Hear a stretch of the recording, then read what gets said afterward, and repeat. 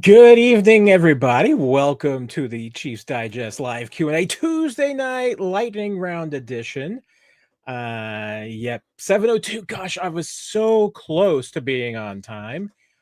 Um, man, I've got you all don't know what I'm putting myself through right now. I have my window open for the YouTube link. So I'm actually hearing myself as I'm doing this in like a 10-second delay. So I guess now I know how it all works on the other end of things. So welcome everyone to the live stream. I hope everybody is doing well. Yes, absolutely. Hey, hooray, hooray. It is Q&A day, Luttrell. Thank you for noticing. Nikki, I completely understand. But I've 7:02. I mean, that's actually kind of early for me, although it's so close to being on 7 o'clock. But yeah, please don't write me up. I appreciate it. I get in enough trouble as it is. But hey, we'll have some fun tonight, as we always do. Despite the fact that the Chiefs are 0-2, we're going to find a way to have some fun. Nick is going to come in. He may have another rant. You never know. I think everybody who has heard the rant from Sunday's post game 41 is the mic is very satisfied with Nick's sad Sunday rant. You never know what's going to push his buttons. I didn't know what was going to push his buttons, but hey, you know what? When Nick feels passionate about something, it's something it's something for us all to enjoy. So hopefully there's something we can push Nick's button on tonight and get another rant from him. I don't know that I have a whole lot to mention as far as the monologue tonight or the beginning of things. Relatively slow news day for the Chiefs here for a couple of days. Just a minor flip on the old practice squad today. Hal Presley contract release terminated, and Cole Christensen back. I knew Cole Christian wasn't going anywhere because his locker was untouched.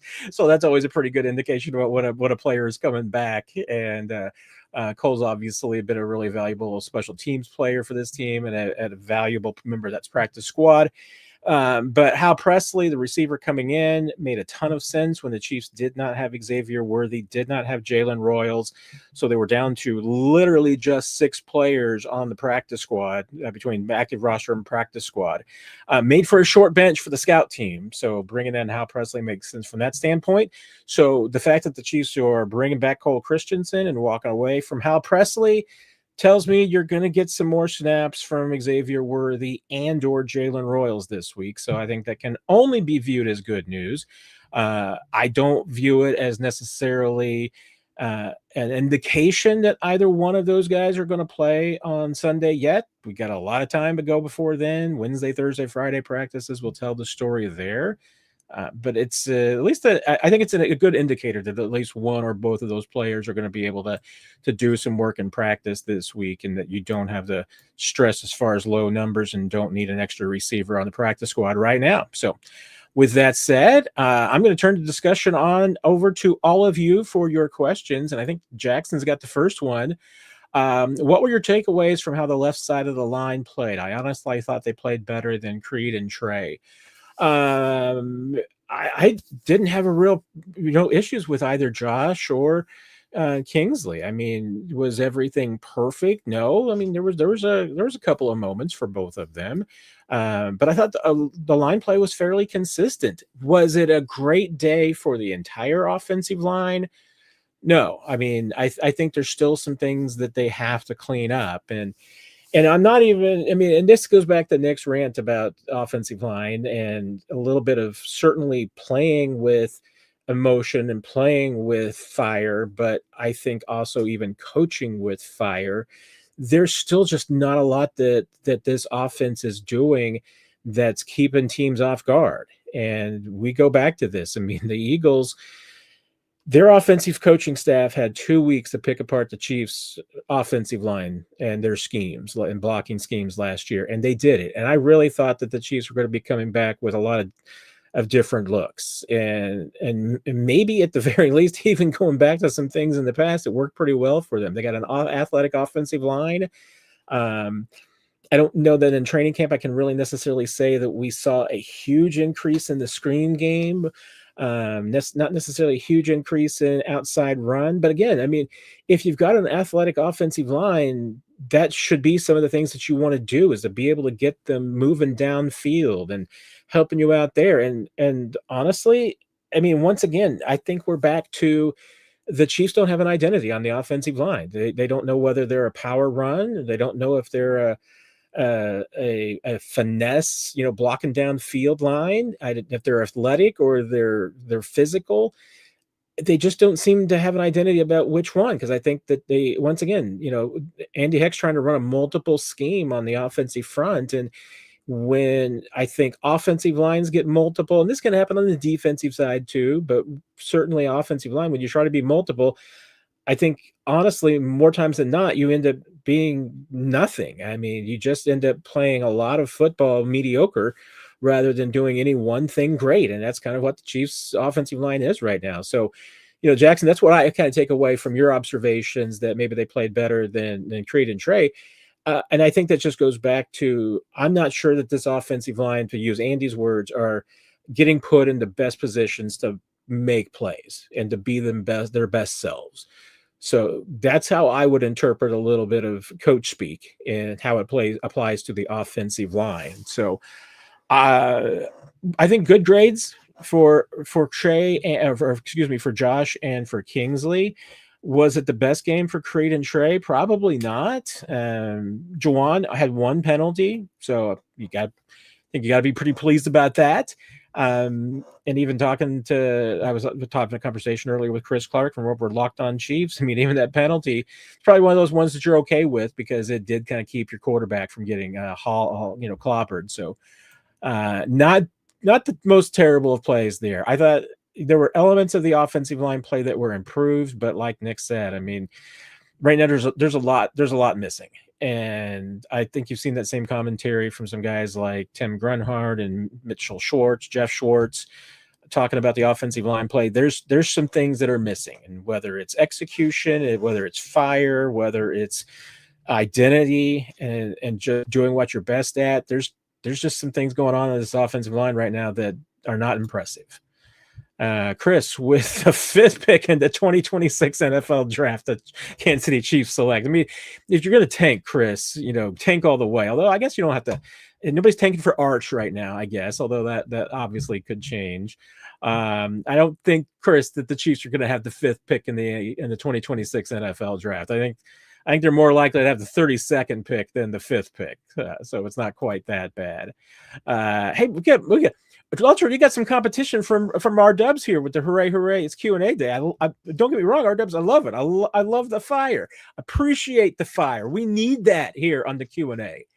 Do you think we could finally see some Brashard Smith plays? Maybe Elijah Mitchell. The running game needs a spark. Pop on several plays, not being patient, has missed some decent holes. I am fully on board right now with Brashard Smith.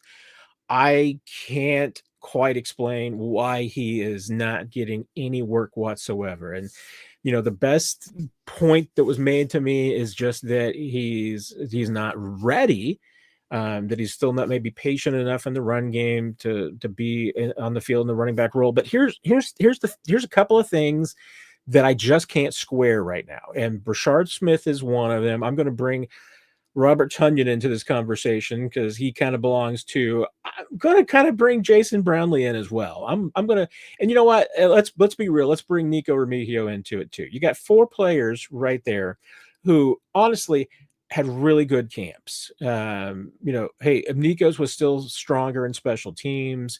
Brownlee, a strong camp. I mean, obviously you saw the touchdown in the first preseason game against Arizona. That's his bread and butter, back shoulder, red zone stuff.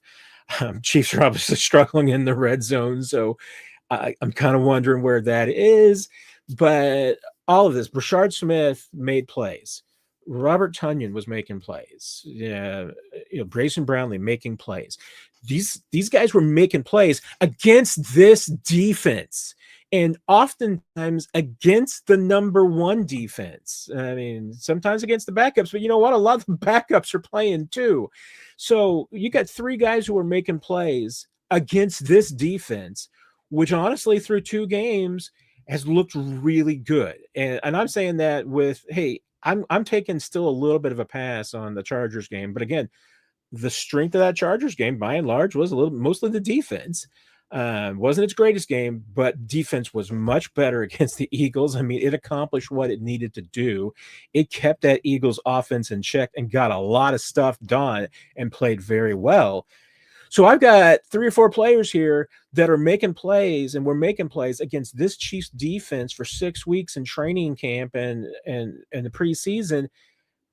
Why can't they get on the field against other teams and their defenses? I can't explain that. I mean, the fact that the Chiefs are basically running with 3 wide receivers right now and just are almost allergic to getting Nico and Jason Brownlee on the field in some ways. I even saw Isaiah Pacheco was split out wide on a play in a spot where, I mean, I think Brashard Smith needs to be. I mean, if you're going to put a running back out on the field and split them out wide and try and get them a mismatch, I mean, I'll be honest. I mean, Isaiah Pacheco on a linebacker is not much of a mismatch anymore. Brashard Smith on a linebacker, pretty good mismatch. Isaiah and Kareem right now don't have any pop, and I'm not sure that there's a lot of speed in either one of those guys right now. I mean, it's, injuries may be taking their toll a little bit on Isaiah. We know at this point, I think Kareem is mostly a short yardage back. Neither one of those guys are explosive burst guys that are just going to hit a hole and give you a big chunk of yards. They're more hard physical runners. And so the one guy that you got is Brashard Smith. I mean, Elijah Mitchell hasn't even been active the first 2 games. He's been on the inactive list, so he hasn't been available on game days. I think that his speed that he demonstrated in camp was a little bit less than what the Chiefs, and explosiveness was less than what the Chiefs were wanting. So I understand that and why he's maybe not out there right now. But waiting until October for Brashard Smith, or waiting until November and week 9, I'm just not sure I see it. I mean, unless they just are telling me that they're getting nothing from him during the week that gives them reassurance that they're ready to put him on the field. But you're also, you're telling me that about Robert Tonyan too, and you're basically saying that with your actions about Brownlee and Remigio, and Remigio played 2 snaps and gave you one of your biggest plays of the game with 21 yards. I'm just having some trouble squaring all of this. And, hey, we've seen it before.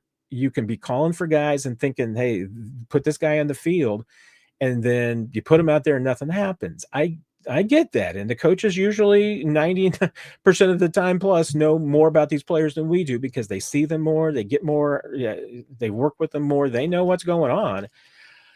I just can't imagine that a 44th snap from Hollywood, Taekwon, or Juju right now is better than a 3rd snap from Nico Remigio.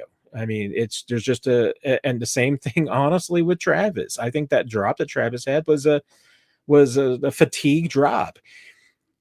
We've been talking about this for a while. I think that Travis Kelce could have a very, very productive season. He simply cannot have the workload that he's had in the past. And saw that he has the 10th most. I'd have to double check and make sure whether it was of all receivers or just tight ends. I think it was just tight ends, but he has the 10th most pass reps. If that's tight end numbers, that needs to be more like 32nd. And if it's of all pass catchers, it needs to be a lot lower than that. I mean, Travis, bless his heart and all, I mean, I would rather see him have 30 really good snaps a game than 45 snaps, 51 snaps, looking like he's looked in these 2 games. And so maybe there's more going on to it. But again, if it's a load management issue, if Travis isn't willing to manage his load, I don't know why Andy Reid's not managing his load. So somebody, I feel like, just needs to step up. And I say all of this while I feel like I'm trying to be one of the least reactionary people around, because I know that this team is not, it's not like an 0-17 team as we discussed earlier. It's with Chris. It's not going to be the team that it has the 6th pick in the draft. It's going to be a good team, and especially when they get some guys back, when they get Rashee Rice back, this offense is going to look completely different than it does now. So they're going to beat some teams. They should beat the Giants this week. If they don't beat the Giants this week, then okay, you have a lot of questions. But this team is going to be better. But all of that said, I just don't understand and some of the things that they're doing right now, that they just don't add up. And there's some tough calls that they need to make.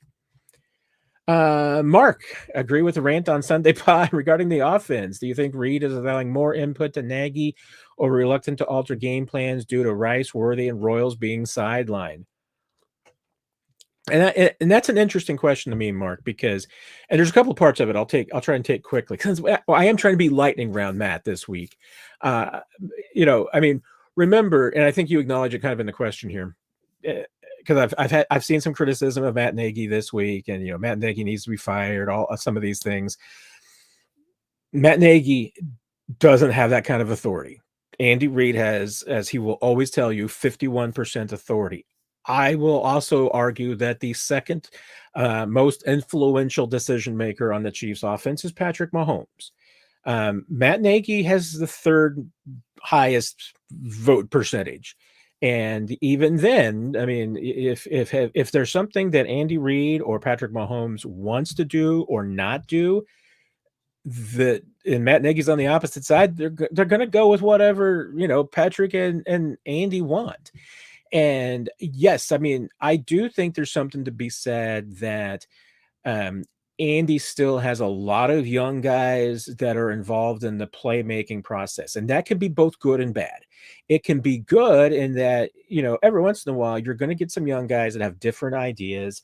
We've talked about, and it's been talked about before, that, you've got Joe Blameyer, who's brought some interesting things to the table, because he'll be looking at, film from 75 years ago and find something that'll work today. Some of these young coaches have different ideas, and they'll bring something to the table that's different. But, right now, I'm just not sure that there's a ton of experience in there outside of Reid and Nagy that with the voices. I'm not sure there's a really strong run voice in that group right now, and I've had some conversations this week that, of arguing that maybe that Eric Bieniemy wasn't the run voice that people thought that he was in the past, because when given to be an offensive coordinator, he threw the football a lot. But I think he also coached the running game a little bit differently than it's being coached right now. So that's might be one of the things you're missing. I mean, I'll be honest, I think Matt Nagy might be the guy that lights the most fire under anybody in practices and in these games. And he might be the guy that you would say is the most in your face kind of guy. And I mean, that would be just one of those things that you do miss with an Eric Bieniemy, is being a guy that's going to light into guys and fight and tear into them, and when maybe they don't have that fire. And we've talked about EB's absence since then as being one of those things.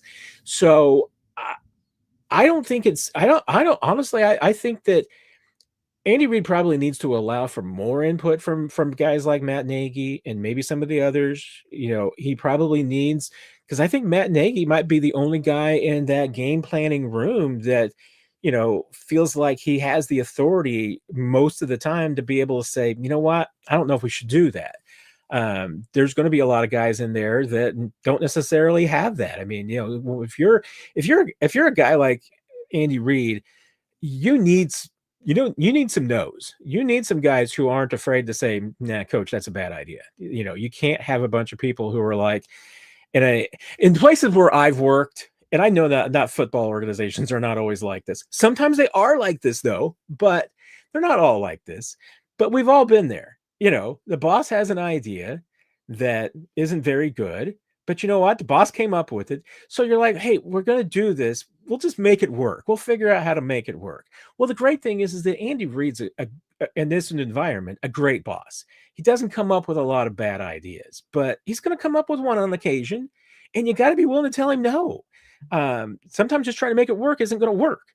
So I think they do need more experience in there. They probably need more contrarian voices in there. I don't know how much of it that they really have right now. But the one part of the game plan specifically, I think that it's with the opening scripts. The opening scripts are very predictable right now, and that's not something that's normal with an Andy Reid game plan. Normally, in those first 15, 20 plays, you're going to see things that put the defense on its heels, and they're just not doing that right now. And that's the issue with getting off to the fast starts. So that was not my lightning round answer, Mark. I got into a lot of it there, but I do. I mean, I do think that one problem that this offense has is that I don't think that the game plans have changed enough with Rice, Worthy, and Royals out. I feel like that they're running a lot of stuff that they would run with those guys. It's just that Juju, Taekwon, and Hollywood aren't the same players. No one runs none of those guys, and I think they're all good players. None of them run through tackles like Rashee Rice. Taekwon Thornton is maybe just as fast as Xavier Worthy, but Taekwon Thornton is not as fast in changing directions as Worthy is. That's why Xavier Worthy is going to be 1,000-yard receiver in the NFL, and Taekwon Thornton's not, because Worthy can do things that Taekwon Thornton can't. Royals is still a young guy. I don't know what to expect from him. I mean, I still think of him as the 5th receiver on this team and being a backup. So I don't know that there's a huge, real loss at this point, other than you just have lost depth. You've lost a guy that could be out there and giving you some reps. And right now they're just leaning on 3 guys. If Royals was there, maybe they're leaning on 4 guys. So that would be at least an improvement. So, all right, there's my, I broke off schedule. That was not a lightning round answer. But let me go over to, gosh, I hope Day to you. I hope that was close. Day you. Whatever. I love the super chat though, so I didn't wait to make you wait long. So we got to it quick this week. Appreciate the super chat, and as always, anybody with the super chat, when I see it, you're going to get to move up to the front of the line as quickly as possible. Really enjoy the show. Nick had me fired up after that loss. Completely agree with both of you. Our offense is so predictable. Thank you. And when it's even just a comment and not a question, I mean, I love those too. But I appreciate that. Very kind with the super chat. Yeah, I mean, I've said it before. Nick's. I think sermon. I think he was speaking for a lot of people in that one, and there might even be some people in the organization that he was speaking for with that one. So, yep, I think everybody, if you haven't seen Nick's rant after the show, after the live stream tonight, you got to go listen to the 41 is the mic and listen to what Nick had to say, because you're probably going to be the same way. Paul, at what point do you think that they see that Pacheco just doesn't have it anymore? Better chance of a running back trade or Smith getting a shot? I mean, honestly, at this point, Paul, I think it's going to be both. I mean, once again, you don't anticipate in the NFL in this day and age that you're going to get through an NFL season with all 3 running backs. That's why you got Elijah Mitchell, around. It's why you're going to have some guys on the practice squad too. I would expect that the Chiefs are going to be on the lookout for running backs if one becomes available through trade that they think can help them out. They still want some speed. They would love to have some speed with experience, which is the only thing that Brashard Smith lacks. But I think it's got to happen sooner than later, Paul. I don't know. I mean, I don't know if. Do you want the Brashard breakout game to be his first game where you see he sees a lot of snaps to be against Baltimore or Detroit or Buffalo? I mean, like I said, I would rather see him go out there and get 20-25 snaps sooner than later. And maybe that's even then. Maybe, hey, even if you just want to 15 to 20, and not talking, like I said, not talking touches here, just talking about snaps. Get him some looks. See what he can do. He's had very limited opportunities. He's had, I think, 1 carry, 1 target. That target was on a play that kind of got blown up. So I can't really say that you've given him much of a chance. And I mean, Pacheco, I mean, I do. I think I do. I'm not willing to say that he doesn't have it anymore like you are, Paul. I know you're there already, and there's probably a lot of you who are already there. I mean, I still think that there's a role for an Isaiah Pacheco, but does he have the same explosiveness that he had before the injuries from the last couple of years, I haven't seen it. Maybe it's still there, but we just haven't seen it. So, and I mean, do the Chiefs, let's put it this way. I mean, do you see Kareem or Isaiah breaking out a 20-yard plus run, much less a, 40, 50 or 60-yard run? I just don't think you're going to see many of those. And Rashard Smith does have that speed. So I would be interested in that. It will be interesting to me to see also if Elijah Mitchell at some point, shows enough of that speed in practice and explosiveness that maybe they'll give him an opportunity. That's the one thing I think that was missing with Elijah in training camp, was just in preseason, was just not the explosiveness that the Chiefs hoped. But again, coming off an injury, not going to be 100% yet. Maybe he can, suddenly kind of break through a little bit and start getting back to the old Elijah Mitchell at some point in the season, and then they'll see what they got. And fighting the foo, kind of asking that same kind of in that right line. I should have gone to that question quicker. Why is Elijah Mitchell getting a roster spot if he isn't contributing? Surely give him a little run over Pop right now. Otherwise, release him and add a defensive tackle, or God forbid, make a trade for once and all for a running back.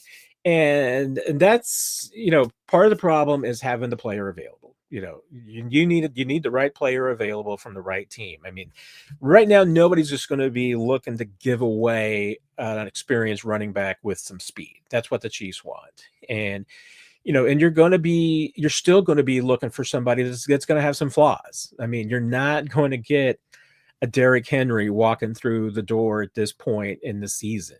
That's just not going to happen. But can you find somebody that's got some pop and get some speed that, maybe isn't a 20, 25 carry a guy, but is somebody that can give you 12 to 15 touches a game, that's got some speed?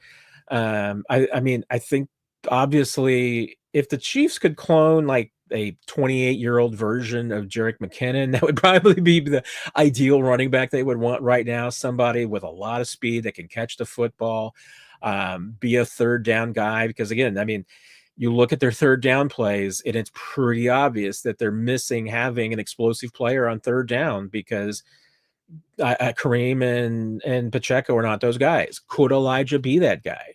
I mean, I don't think you're going to find out until there is maybe an injury to Kareem or Pacheco that causes one of them to miss a game. Maybe I'll be surprised and the Chiefs will rotate one of them out and give Mitchell an opportunity at some point. Maybe you give Rashard, Smith an opportunity at some point to be a third down back and give him a few touches in those roles. But go back and look at all the third down plays that the Chiefs ran against the Eagles, and none of them were really, to me, the third down plays that you were seeing 2 years ago. I mean, I think, to me, they feel more conservative. I want to go back, and I need to go back and just literally watch every third down play that the Chiefs ran, especially third and short, and maybe against, some of the third and short situations and plays they were running in 2022, because I just feel like they're not the same plays right now, because and certainly it's because they don't feel like that they have the same personnel. So that's part of the issue.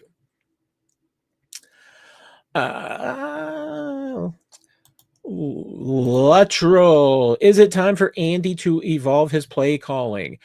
I mean, Andy Reid's 65 years old, so his play calling has evolved as much as it's going to. I mean, it's evolved over his entire career. I'm working on a project right now that I got to talk to Travis Kelsey about on Friday, and I'm hoping to be able to talk to him a little bit more. But and he'll tell you, I mean, hey, some of the plays that Andy Reid calls are completely different than they were 12 years ago. I mean, the offense has evolved. I think the real challenge, Luttrell, and the question is just, has there been a lot of evolution lately? Has there just not been? And I always come back to the passing game, and particularly the pass blocking, and personnel is obviously an issue of that. But I feel like that going back to the Super Bowl, I mean, that was one of the lessons that should have maybe been learned from the Super Bowl, is that the Chiefs blocking schemes are not fresh. And do that need to evolve? Yes, absolutely. I mean, I still believe that Andy Reid is probably one of the best play callers in the league. And maybe if they had perfect execution on Sunday, we'd say that was a game plan that worked. And maybe we're going to see when he gets his guys back that he's built this offense for, since he's built an offense for Rashee Rice and Xavier Worthy, maybe when we see those guys in the field, it'll be different. But so I don't know. I mean, I can't really fault a Hall of Fame coach on not evolving his play calling, but is there an issue right now with the play calling matching the personnel? That's where I think there's some fair questions and some considerations. Jesus, Nick is going to be in here in a moment, so I'm going to save that question for you for when he gets in here, if you don't mind. Even though it is a super chat, so I want to get to it, but you asked for Nick's opinion, so I don't want to miss out on that. So I'm going to bring that first question up when Nick gets in here, but I do know he is going to be here pretty soon, so don't miss out. Let's see what we've got. Oh, Electro, second question. Will the tush push get Jawan Taylor level scrutiny? I mean, I felt like it has been the last 48 hours. And if it does get Jawan Taylor level scrutiny, the Eagles are done. I mean, that can still be an effective play. I don't think it's ever, if it gets officiated correctly, it will never be as effective as it used to be, because Jason Kelce was the best center in the league to be able to run that play, for one. Not that they don't have a good offensive line that can run it now, but it's been pretty clear. And I thought Sunday was more evidence than ever, with the scrutiny that they got from the cameras and from the discussion from the announcers, from the Chiefs going about as far and as willing as they were willing to talk about it. And I am certain that there have been some clips of every single one of those plays sent to the NFL office to say, you can't let this continue to go on, because there's many aspects of the tush push that the Eagles have just been pushing the boundaries on for the last several years. And they've been given an inch and they've just continued to take a mile. Now maybe they've been given an inch and they just continue to take 2 or 3 inches. But right now you look at some of those plays and you look at the video and you look at the overheads, you look at everything, and you're seeing offensive linemen lining up in the neutral zone. That's a penalty. You've always seen the center. I mean, Jason Kelce will tell you he did it. They're doing it now. Every center does it, but the Eagles, are a little bit more aggressive with the center repositioning the ball, so that it's a little bit further ahead than where the official left the ball, where it was marked. So that's always been an issue. And I mean, when you're talking about a play that's designed to get 9 inches, and if your center gets you 2 of them moving the ball forward, it's a pretty big advantage. You're seeing the guards move. You're seeing now, I think there's more purpose even, because you're seeing the edges of the Eagles line specifically trying to block the officials so that they don't see the interior line move before the snap.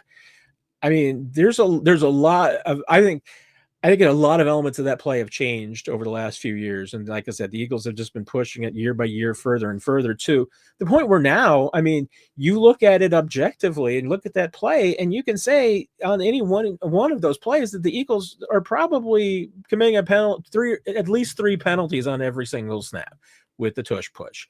There's very, very few of them at this point that I think are completely legal. And that has nothing to do with the NFL changing any rules. It's just with officiating the play with the rules that are on the books. I want to know what this guy's opinion of it is, because I have not talked with Nick about this, but our good friend Nick Jacobs in the house. Hello, Matt Derrick. Hello. People of Chiefs Digest Q&A. Welcome to the show, Nick. Regular season greetings. Regular season greetings.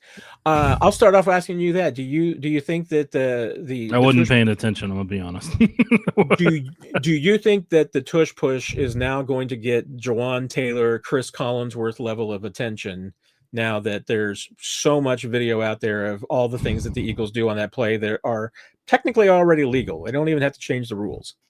Yeah, no, it's they should probably enjoy what little time they have left with it. Maybe take it out for a nice seafood dinner, remember them as they were, not as they are, because that's coming to an end. Whenever you have Tom Brady, arguably one of the greatest quarterbacks in the NFL, just destroy the play on national TV in the top window at 325, and then you have the referee on top of it. The officiating analyst or whatever the heck you want to call it, whenever they openly admit, yeah, we can't control it anymore, just nonchalantly, then the NFL has a problem. And then, as is being mentioned in the chat, and people were documenting that there were some copyright claims on some social media videos that was specifically related to that play. That tells you that things are going to change.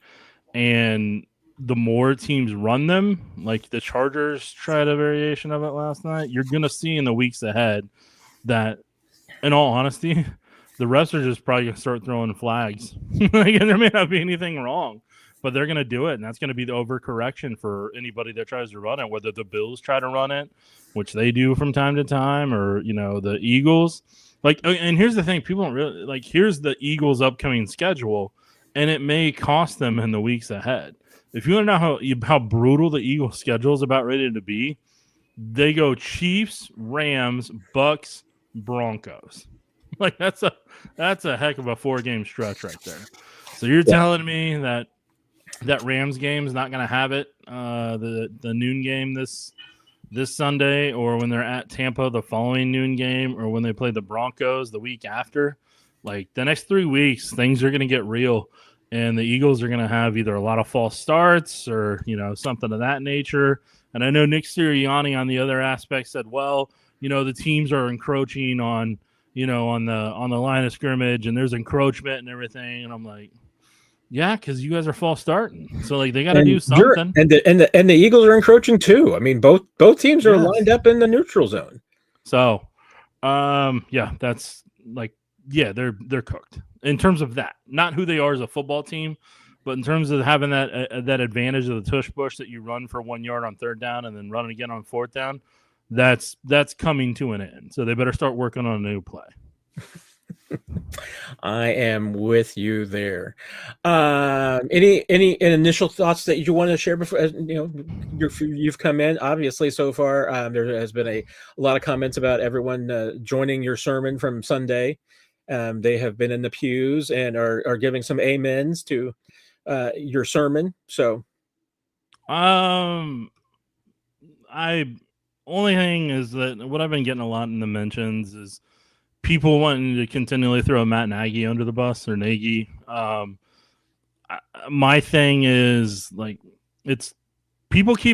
for some reason people keep thinking it's his show, that he's the one that he's the one that you're going to the county fair, and hey, he's running the whole thing. No. It's Andy Reid's show, man. And I'm not, and what I'm saying is, I think collectively for the offense, I think they all may have ideas and they may all have things, but at the end of the day, it's up to Andy Reid on what they do or don't do and what they do or don't execute. So and the other thing I want to say is everybody keeps wanting to find the person after a loss. Who should they scold and tell them you are, like a dog chewing up a shoe? They're trying to find Fido over there and see why to scold Fido with the newspaper about how bad they were for chewing up the shoe. But at the end of the day, there's a lot of different faults, and it's collective. Everybody in the offense had something happen that they didn't play up to par on a play. There's so many plays that something happens each and every time that cost them that game. It's just the reality I think people need to understand right now is without Rashee Rice, without Xavier Worthy, without a running back, a speed running back that they're willing to put on the field that can. So whenever I talk about speed running back, the reason I bring that up is because if you have speed, one, you may not have to hold your block as long, and two, they can occasionally outrun some angles. You take somebody that was at the ability of Jamal Charles, it didn't matter if his O-line was right on their block or not. Jamal had speed, that burner speed that was just going to go by everybody. It didn't matter for Tyreek Hill if two other receivers, set up their out route or their dig. He was going to outrun everybody in the secondary. That's just the way that world was going to work. So when I talk about speed at running back, I'm saying that because I know the limitations of the offensive line in this blocking scheme the way that it is right now. So that's where you have that part of it. And then the other part of it is in the past, there was times where, you could just throw it to Travis Kelce. And when in doubt, Mahomes scrambles, Travis Kelce takes off, or Tyreek Hill catches a slant and goes 80 yards, and it doesn't matter anymore. You don't have that margin anymore to where you have to lock in a lot more collectively as an entire offense and work in unison for drives to consistently work. The problem that you have with your blocking scheme is when you get inside the 20, the reason you've been so ineffective in the red zone for so many years is because you don't combo block, you don't double team and you don't use the tight ends as much to just run people over and guarantee yourself a score. So like inside the red zone is honestly where you should be running more than anywhere else and be effectively leaning on people because it's such tight windows to be able to get the ball to who you need to get it to. So, yeah, that's primarily my biggest thing that from what I've been dealing with in my mentions. Well, at least the mentions here, Nick. I mean, I think you've got a lot of converts. Everyone is in at least Chiefs Kingdom, I think, is on board with your thoughts.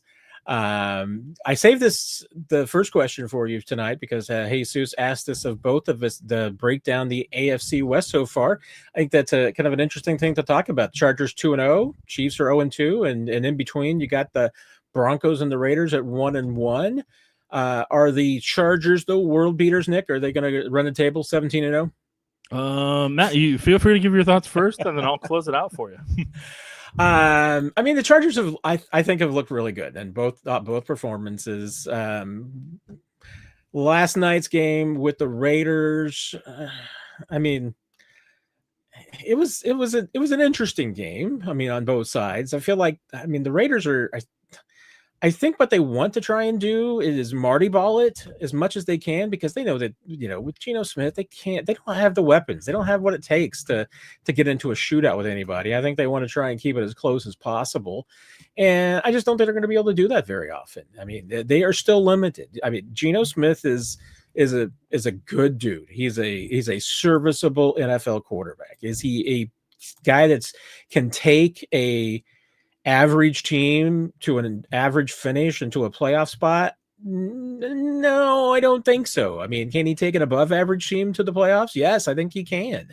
Can he usher a terrible team to a 5-12 record? Well, sure, because I don't think he's a guy that just elevates you. And I don't know the Raiders are there with their talent. Yeah, I mean, I think they're still a little bit better than that.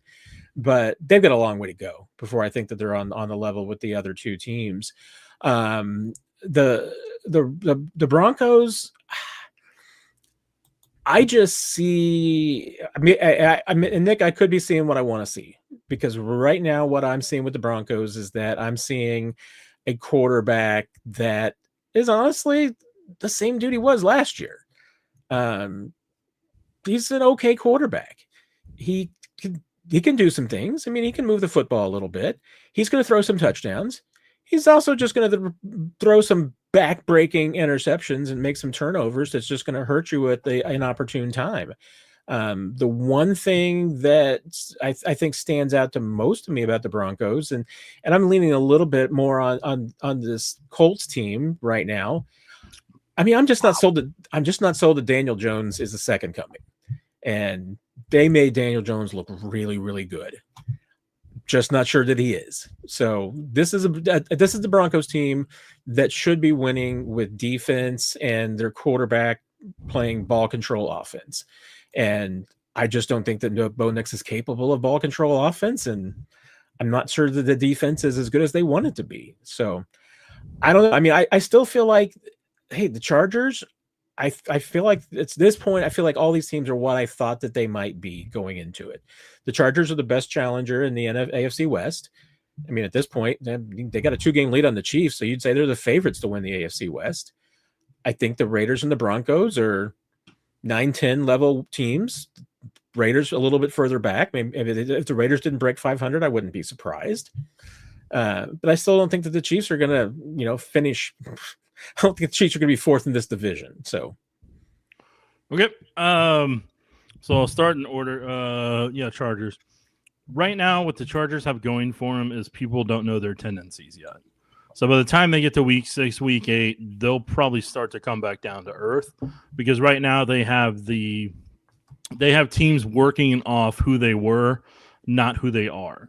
So they're like using a lot of instead of using the shotgun at the level they were last year, they're using a bunch more under center, with Herbert doing play action pass off of it. Some of the guys they were using personnel wise, as the Chiefs mentioned, that would look like a fullback out there. They're actually using to kind of be an extra blocker to help Pipkin on the right side on occasion, so that Herbert has the proper time that he needs. So they've got teams thinking they're going to run the ball when they're not at times right now. And when you get to week 6 and there, that's whenever you know, hey, on 3rd and 2, this is the personnel they use. This is what they do run pass-wise. This is what they do here. This is what they do there. And then teams are going to have a good feel across the league about what everybody else is doing. So maybe for the benefit potentially for the Chiefs is they're trying to figure their stuff out. They're not there right now. So they may not have tendencies when they get to that pass whenever, because when Rashee Rice comes back, it's going to be completely different about what they do and what they're trying to accomplish. It's just a matter of honestly getting to at least 500 or above 500 by the time Rice is back, because it's going to take him a week or two to get back into form on top of it. So, yeah, I'd say for the Chargers, I think the benefit they have right now is that people are expecting them to use their left hand and they're using their right hand. And that's the best way I can kind of put that. For the Broncos, they were awful against the Titans in week 1. Bo Nix could have had 8 interceptions in that game. He didn't. But he could have, with how many times he would loft passes and leave it up there like punts for other teams to try to intercept, and how many times they could jump. So I think what's going on right now is the league has studied Bo Nix and what he was comfortable with last year, and they are baiting him to create turnovers, or they are just purely taking away what he was comfortable with. So for him, he's going to have to continue to evolve this year and become a different guy than what he was last year, and that's just going to be part of his evolution. So we'll see where he's at week 8 to week 10 range, and if he's a different guy and if he's got more confidence and less turnover prone and that nature. And the Broncos are trying to create a different run game than what they had last year, so it's not just on Bo Nix to make unbelievable throws throughout the game. Broncos defense is still great. They'll be fine on that front. Now the Raiders, what this whole year, what Pete Carroll is trying to do is to get them to believe in themselves again. Just get to 500 is going to be a win for them this year. Just getting to either 9-8 or 8-9. That's going to be a huge win for them, because they've still got another year or two in building that roster to be able to compete at a Chargers, Chiefs, Broncos level. And they're still trying to figure out how to use guys correctly. So what teams are going to end up doing right now is they're just going to keep blitzing Geno, and he's going to loft them up, and it'll be turnovers. And so that's where whenever they figure out what they want to do with Ashton Jeanty and how to properly let him be the star of their offense like Lynch was up in Seattle, and really can open that part up so it's not all on Geno's shoulders to be perfect, then the Raiders will have a better year overall. And that is my AFC West look. I like it, and I think you make a great point, which I don't think that at this point anybody has any tendencies, and there's a lot to think about and learn about all these teams. So I think a lot is going to change over the next few weeks, because we're going to learn a lot more about these teams. We're going to learn a lot more about the Chiefs. I mean, Chiefs win a couple of games, and you're going to start feeling pretty good about this team. And that's, I think Nikki meant this as kind of a general question, but I'm going to go to it anyway. How worried are you, Nick? Are you worried about this team right now? I think they'll beat the Giants this week. So I think that'll ease a lot of people's concerns. And then we'll see what they put together scheme-wise against the Ravens and go from there. But I think right now this week is important for them to get a win and to kind of get some confidence back, because the last time they won is the AFC Championship game against the Bills right now. So getting a win is the most important thing in whatever way they got to do when they're up in Jersey this week. And then, which you can watch on KSHB 41, pregame at 5, postgame after, and Chiefs game in between with Football Night in America and Sunday Sound Off as well. So, yeah, I think it's just a matter of just get the win and go from there. Yeah, I mean, if you go to 0-3, you are going to start to panic. I won't begrudge anybody that panics a little bit, even though I have no idea why that the Chiefs have never been able to win on the road at the Giants. I can't say, Nick, that it's just maybe they go and get, bedazzled by Broadway, because plenty of teams have gone into New York and beaten terrible Giant teams. I mean, the Chiefs have just gone into New York and they've played good Giant teams, bad Giant teams. They've lost to them all. So I think it's just random luck, because it's also hasn't been a ton of games over the years, but they got to win this one. And you're right. I mean, I wonder too, Nick, what's going to happen, because Rashee Rice gets to come back into the locker room on Monday, and he'll still have 3 more weeks to serve out a suspension, but he'll get to come back and start practicing with the team and working out. I just wonder if that brings a little bit of a boost. The guys will just be happy to have him back. I mean, we'll see. I mean, that Ravens game will still be an interesting one to see how the Chiefs game plan it, but I'm just kind of curious to see what kind of return Rashee brings when he pops back up into the locker room. Daniel wanted to ask about the Chiefs running game. Do they even practice run plays on the offense, or not really? And secondly, I think we should consider trading for Devon Achane. What say you? Nick, I don't think you'd mind Devon Achane, right? If it's for cheap, yeah, I'd love to see his speed in the Chiefs offense, but that's a minimum a month away right now until the Dolphins fire Mike McDaniel. Like, until that happens, nothing's going to change down on Miami right now. So I understand that, everybody's wanting to pick apart Miami already, but until Mike McDaniel gets told it's been fun, but we got to go somewhere else. And I don't think that's coming until around Halloween.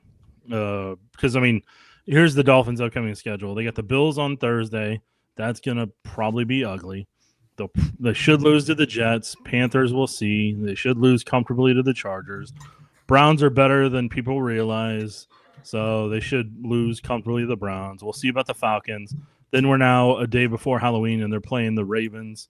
And then they got the Bills and Commanders before their bye week. So, I mean, like, that's a tall task that for a very undisciplined football team. And if you want to talk about not giving effort, as some people want to about the Chiefs gave a lot of effort this week, so I'd pump the brakes on that one. The Miami Dolphins genuinely don't care. They don't care, but yet at the same time, if the fist fight breaks out on that sideline at some point, I would not be surprised. Because one thing that the guys do care about, they care about their numbers. And if they can't put up their numbers, somebody's going to get upset. But November 4th, trade deadline. So, yeah, Halloween could be the line of demarcation for sure. And it could be, if that would be when your fire sale could absolutely start, if it doesn't start earlier than that. Yeah. Mike, have you heard anything about the Chiefs being interested in free agent defensive tackle Christian Wilkins? Another guy you wouldn't mind seeing in Kansas City, Nick. They're gonna have to move a lot of money around if they want to see Christian here. I mean, as much as I like to see him, there's a reason the whole league, nobody in the league signed him yet. It's either financially or foot, one of the two, and likely both. I obviously the word out of Vegas before everything started going down was that he might not be fully healthy until October or November. I know the Wilkins camp was saying, nope, it's going to be earlier than that. And maybe it's now, but yes, those will be the two challenges. It's going to be his health and his finances, because there may be, because of the noise, there might be some teams that aren't interested, but I have a feeling that there's going to be enough interested that will drive up the price. And right now, the Chiefs have a little bit less than $3 million in cap space. So you're not going to get into a bidding war with anybody for any player if you are the Chiefs. Sharon, hits and misses so far. Christian Fulton, miss. Josh Simmons, hit. Obvious. Any others? Anybody that's jumping out at you? Because you're asking me. Okay. Well, it was just in the ether. I was pondering my own answer. I figured you were pondering your answer, Nick, because I was pondering mine as well. Okay. But you go first this time. Okay. Yeah, I mean, Josh Simmons, as long as he continues to stay healthy, obviously he's going to be a hit. I wouldn't say Fulton's a miss.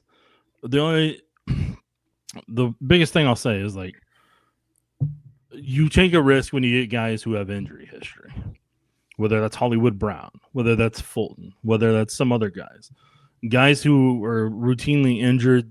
They're going to be injured again. You're not necessarily going to be able to count on them for 17 games on a regular basis. An offensive lineman or defensive lineman that has back problems coming in is going to continue to have back problems. Like that's just part of it. So Elijah Mitchell coming off the hamstring thing, like, he hasn't been up to the par that I think they probably wanted. But like I said, we're only 2 games into this, and like you just got to worry about getting a win this week. Just worry about getting a win. Everybody kind of wants to encompass the full season and everything. Just worry about them getting a win against the Giants, and hopefully all those guys are healthy, and when they get to week 6, 8, 10, so on, everybody's healthy and can help down the stretch, and the Chiefs are winning another AFC West title. Yeah, and I'm with you. I mean, I would just say at this point, it's a lot of incompletes, and I would put even incomplete in Christian Fulton, because you don't know if he gets healthy. There's still possibility that he could play a contributing role for you. There was a couple of guys that saw their first action over the weekend, Nick, that I was encouraged by. So I would say Omar Norman Lott and Noel Williams have some arrows pointing upward based on their work and some just initial work in their first games. Ashton Gelati, I think, has the arrow pointing in the right direction. Jeff Bossett, too early to call at this point. Special teams, Brashard Smith hasn't really gotten the chance yet. Your other big free agent acquisition was Jalen Moore, and that's incomplete because he hasn't had really an opportunity. I mean, at this point, they haven't needed him. So, yeah, I mean, at this point, I think you would certainly say Josh Simmons it looks like a hit, but it's 2 games in. It's early, so let's wait and see. Are there Odell Beckham Jr. rumors that I've missed out on today, Nick? I have absolutely no idea. Okay. So I'm not alone there. Alicia, last year it seems the Chiefs executed better in important game moments. Why do you think that they have failed so far this year? Are you more concerned about this team than you were in years past? I mean, that is something that, so far, Nick, this team's been in 2 close games, and we're used to the Chiefs pulling these out. That Patrick Mahomes finds some sort of miracle, Harrison Butker hits a field goal, something like that happens. Wasn't a key moment, but Harrison Butker's missed field goal was big. Maybe Patrick not hitting Tyquan Thornton on the first time that he was open, and he hit him with maybe 4.5 minutes left, and with 2.5 minutes left, maybe that game turns out differently. I mean, at the same time, I can't really say that Patrick hasn't done everything he can to try and drag this team to a win. He just hasn't had a lot of help yet.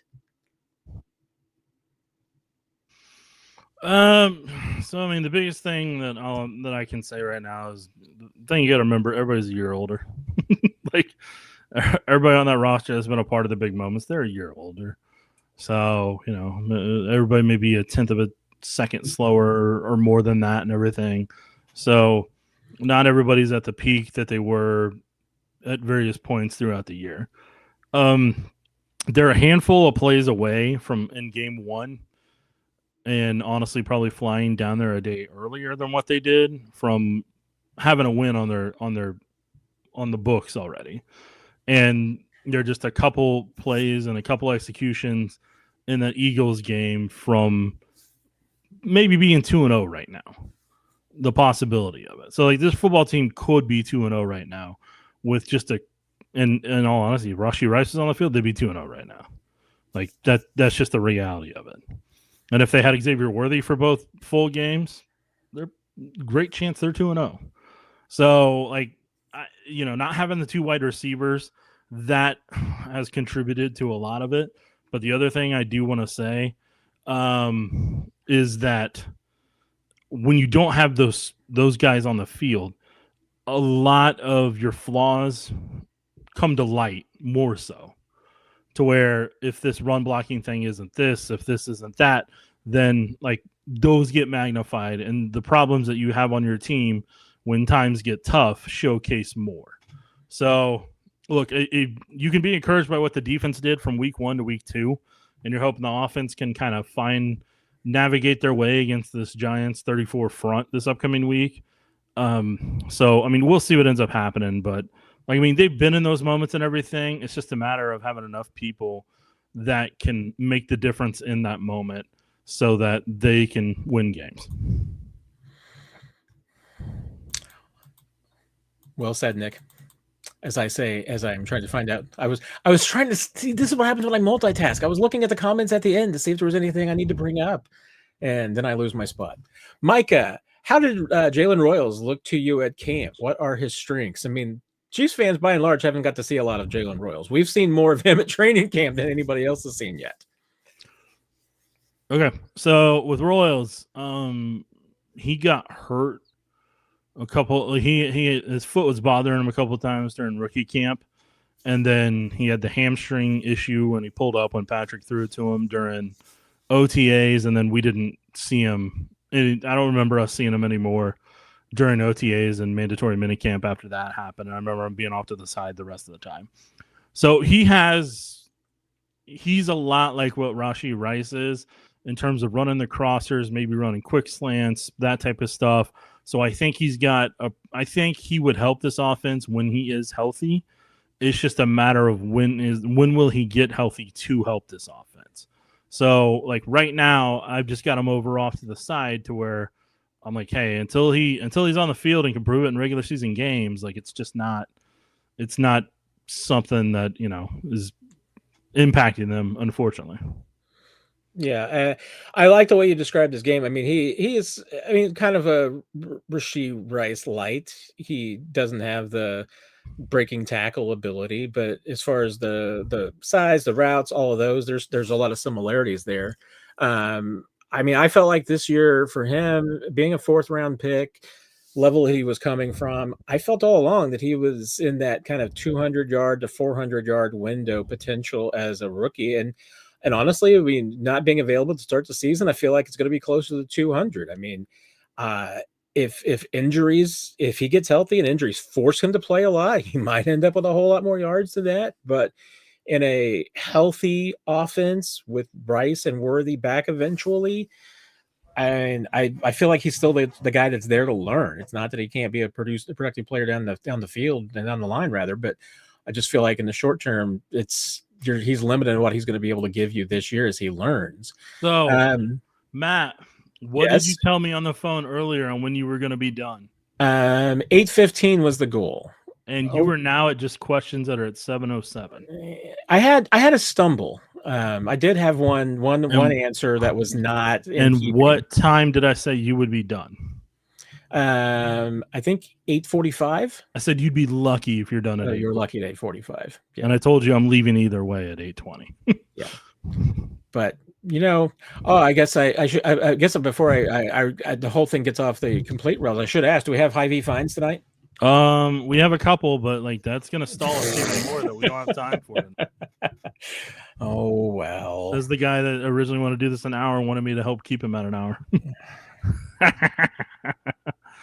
Oh, yeah, he cracked me up. I don't think it's entirely my fault. Okay. I cannot show up at all, and then you don't have anybody else to blame. Not what I was saying. It was not what I was saying. Joe, you were asking about the Chargers and the tush push. We talked about this earlier. Yeah, I mean, I think that there's going to be whether the NFL acknowledges that they are sending out a guidance on the tush push. I think there's absolutely going to be an emphasis on the tush push going forward. So say your goodbyes now. What is your take on Travis? All the questions about him. Just talk or is real? I mean, I guess it depends on what your talk is, John. I mean, I'm not going to get into the tabloid stuff. One, assume that most of it's not true, and two, I don't even care about the stuff that is true. I care about the locker room and care about what's happening there and what happens on the field. And the only thing, I mean, I'll continue to say about the Travis situation that I think is real is that he's 36 years old. It's been a hard, over the years, he's taken a lot of hits. This is a different league than it was when even Tony Gonzalez played. Travis has taken a lot more punishment than Tony G ever took. So I think that has all added up. I said before going into this season that if the Chiefs did some load management with Travis and manage his snaps, I think that he can be a productive player. I think he can be more productive than he was a year ago. And I think he has absolutely shown flashes of classic Travis so far this year. But he can't do that for 45 or 51 snaps a game. He needs load management. And if he's not volunteering for it and it's not being imposed upon him, I think you're just going to see more of the same, which is that there's going to be some plays that he makes and there's going to be some plays that he doesn't, because I don't think he's got I don't think he has the juice and the stamina anymore for it. I'll say this brief so we can try to get on time a little bit. Yeah, they need to reduce him by 10 to 15 snaps a game. Well, that's the short version of my answer, Nick. So, well, I there you go. See, that's why you're here. You now just burned 7 seconds. That's the producer and me, people. Jimmy's, please name a position group that isn't at the very least struggling currently that doesn't involve the kicking game. So a position group that is not struggling right now. I can think of, I'll be honest, I can think of one, Nick. Go for it. I can't say that Patrick Mahomes is struggling. You got Patrick as his own position group. I love it. Well, I mean, Gardner Minshew's not struggling either. So quarterback, Gardner Minshew and Chris Oladokun look great. Matt, and tell you're 100% right. Those guys were your scout team quarterbacks last week. And what did the Chiefs do? They kept Jalen Hurts under 100 yards. Matt, you're 100% right. Next question. We'll see, and that's Luttrell asking about high V fines, and we're gonna let Luttrell down. Yeah, tough break, man. Chris asking the question that you were basically calling me out for. Accurate. I'm not calling you out. It's just you asked me these things privately before we do these, and then I did. I made a prediction, a bold prediction that is definitely going to fail. So, Alex thinks the Chiefs put up 35 points this Sunday, 35-17 Chiefs. Would that make a statement? No, it wouldn't. It would be great that they won and they did it, but that would be expected by a lot of people. So, if they did it against the Ravens, that would be a different ballgame. Yeah, I guess you're probably right. It wouldn't necessarily be a statement, but because the underrated thing that's not gonna be talked about enough this week is Kafka is the coordinator, and he was here in Kansas City, so he's gonna know the scheme pretty well.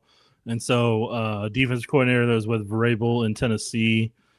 Shane Bowen's he's gonna be leaning on Kafka a lot to pick his brain about part of it, other than what Bowen knows from his time when he was in Tennessee competing against the Chiefs. Brian, I think you have a question about Kareem Hunt. I'm not sure, but if you want that question answered, clarify it, because I was just a little confused. But Mike, when it comes to run blocking, Chiefs offensive line only blocks straight ahead. Well, on the fourth down play, take any back, but if Trey and Taylor don't block, what good is it? Not really a question. It has question marks in it and everything. Well, yeah, because everybody knows you're going to read it. If they put question marks in it. I try not to fall for that. I think it is a question. I think it was just a couple of typos in there, Mike, that kept me from completely understanding that. So I'll give you also a second try, a second shot at that one with Brian too. Alex, should we be seeing more of Robert Tonyan instead of Noah Gray? Yes. I don't think that's my question, or I think it should we be seeing more Robert Tonyan instead of Travis. That's probably accurate too. Either one would be yes for me. Yeah, and once again, I mean, I had this rant earlier, Nick, and I know I'm wasting 7 seconds. You're past it now. Robert Tonyan, Jason Brownlee, Brashard Smith, all made plays against this defense in training camp. This is a good defense. I mean, if they made plays against this defense in training camp, why don't you believe that they would make some plays right now against some of these other defenses, which are not as good as this Chiefs defense? It's just me. See, we get a lot of questions early, and then we make great time kind of midway through the show. Okay. Jason, can we please not run shotgun 95% of the game? This isn't Texas Tech. Would you like to see Patrick Mahomes under center more? Yeah, and I'm a big fan of Jason's Oak Park Letterman jacket right there. Oh, there you go. Mm-hmm. I would not have been able to tell that. I So recognize the Oak Park Letterman jacket anywhere. there you go. So yeah, I'll get back to that in a minute. Yeah, I mean, look, they do need to do a lot more under center. They need to do some play action pass. They need to run out of under center to a certain extent too. Really try that out. Really explore the room. So I think trying all that, I think they need to add all that into the mix, because if you saw on social media, I put out some games for 2015 when the Chiefs were really creative back then, when they had Doug Peterson, Brad Childress, Matt Nagy was the quarterbacks coach on staff, Eric Bieniemy was the running backs coach. Melvin was still the tight ends coach back then. Andy Heck was the line coach back then. And like I said, Childress was up top. And collectively, that group think tank came up with a lot of good stuff that really highlighted who Alex Smith was. And at the time, wide receiver wise, if you want a who's who on that one real quick, in 2015, at running back, Jamal Charles tore his ACL in that game, so the Chiefs had to essentially reinvent themselves. They went 1-5 until they beat the Steelers, and they played the Lions in London. So just off the Lions in London game, your skill position was Jeremy Maclin, Travis Kelce, who was just in his second year of playing on the field because he had the microfracture in his rookie year. You had Albert Wilson, Demetrius Harris, Charkandrick West, Spencer Ware, Jason Avant, Brian Parker at tight end, and you had Niall Davis, and you had DeAnthony Thomas and Chris Conley. And that was your offense back then. So, yes, I would like to see more. There you go. Alex, can we build a time machine and bring back prime Jamal Charles for Mahomes? What would this team do with Jamal Charles with Patrick Mahomes, Nick? They would run a bunch of screens because Jamal was the rock star at screens. They would run screens. They could hand the ball off to him. Whether they want to do zone, power, it didn't matter. Jamal was a rare running back that could do either and could take the physical punishment. They could line him up at receiver, let him go deep on a vertical, and he'd be able to catch it without a problem. They could run him on a crossing route like they did. He'd catch it in stride and turn upfield for an 80-yard touchdown, just like Tyreek. Like, we've been so spoiled to be able to watch Jamal Charles and Tyreek Hill, and now Xavier Worthy. Like, from a speed perspective, those guys are all really, really good at that. All right, Matt, take me off the screen real quick. I'll be right back. All right. Yeah, I mean, that Chiefs with Jamal Charles will put up 45 points a game. Callie, why would the Chiefs leave Justin Simmons out there? Zadarius Smith immediately helped the Eagles. Thoughts? I mean, a lot of teams are leaving Justin Simmons out there, so I assume that there's still a little bit of mostly just that. Just don't think that he could help, or he's looking for the right home and just waiting for the right spot. I mean, I still do think that, I mean, and this is the problem sometimes with veterans. If you were to bring a Justin Simmons into this team, I think that the Chiefs would still view him as the fourth best safety on the team, at least fourth in their rotation. So they're going to go with the young guys. They're going to go with the faster guys. And that may not be a spot that a veteran like a Justin Simmons wants to be. Same conversation could be with a Zadarius Smith, that, you know, the Chiefs, if they talk to him and talked about a role for him, that they may still say, hey, we're going to play George Karlaftis, we're going to play Mike Dana, we're going to play Charles Omenihu, you're going to be part of a rotation. Maybe he doesn't want to be a part of that. I think he does fit with the Eagles scheme better.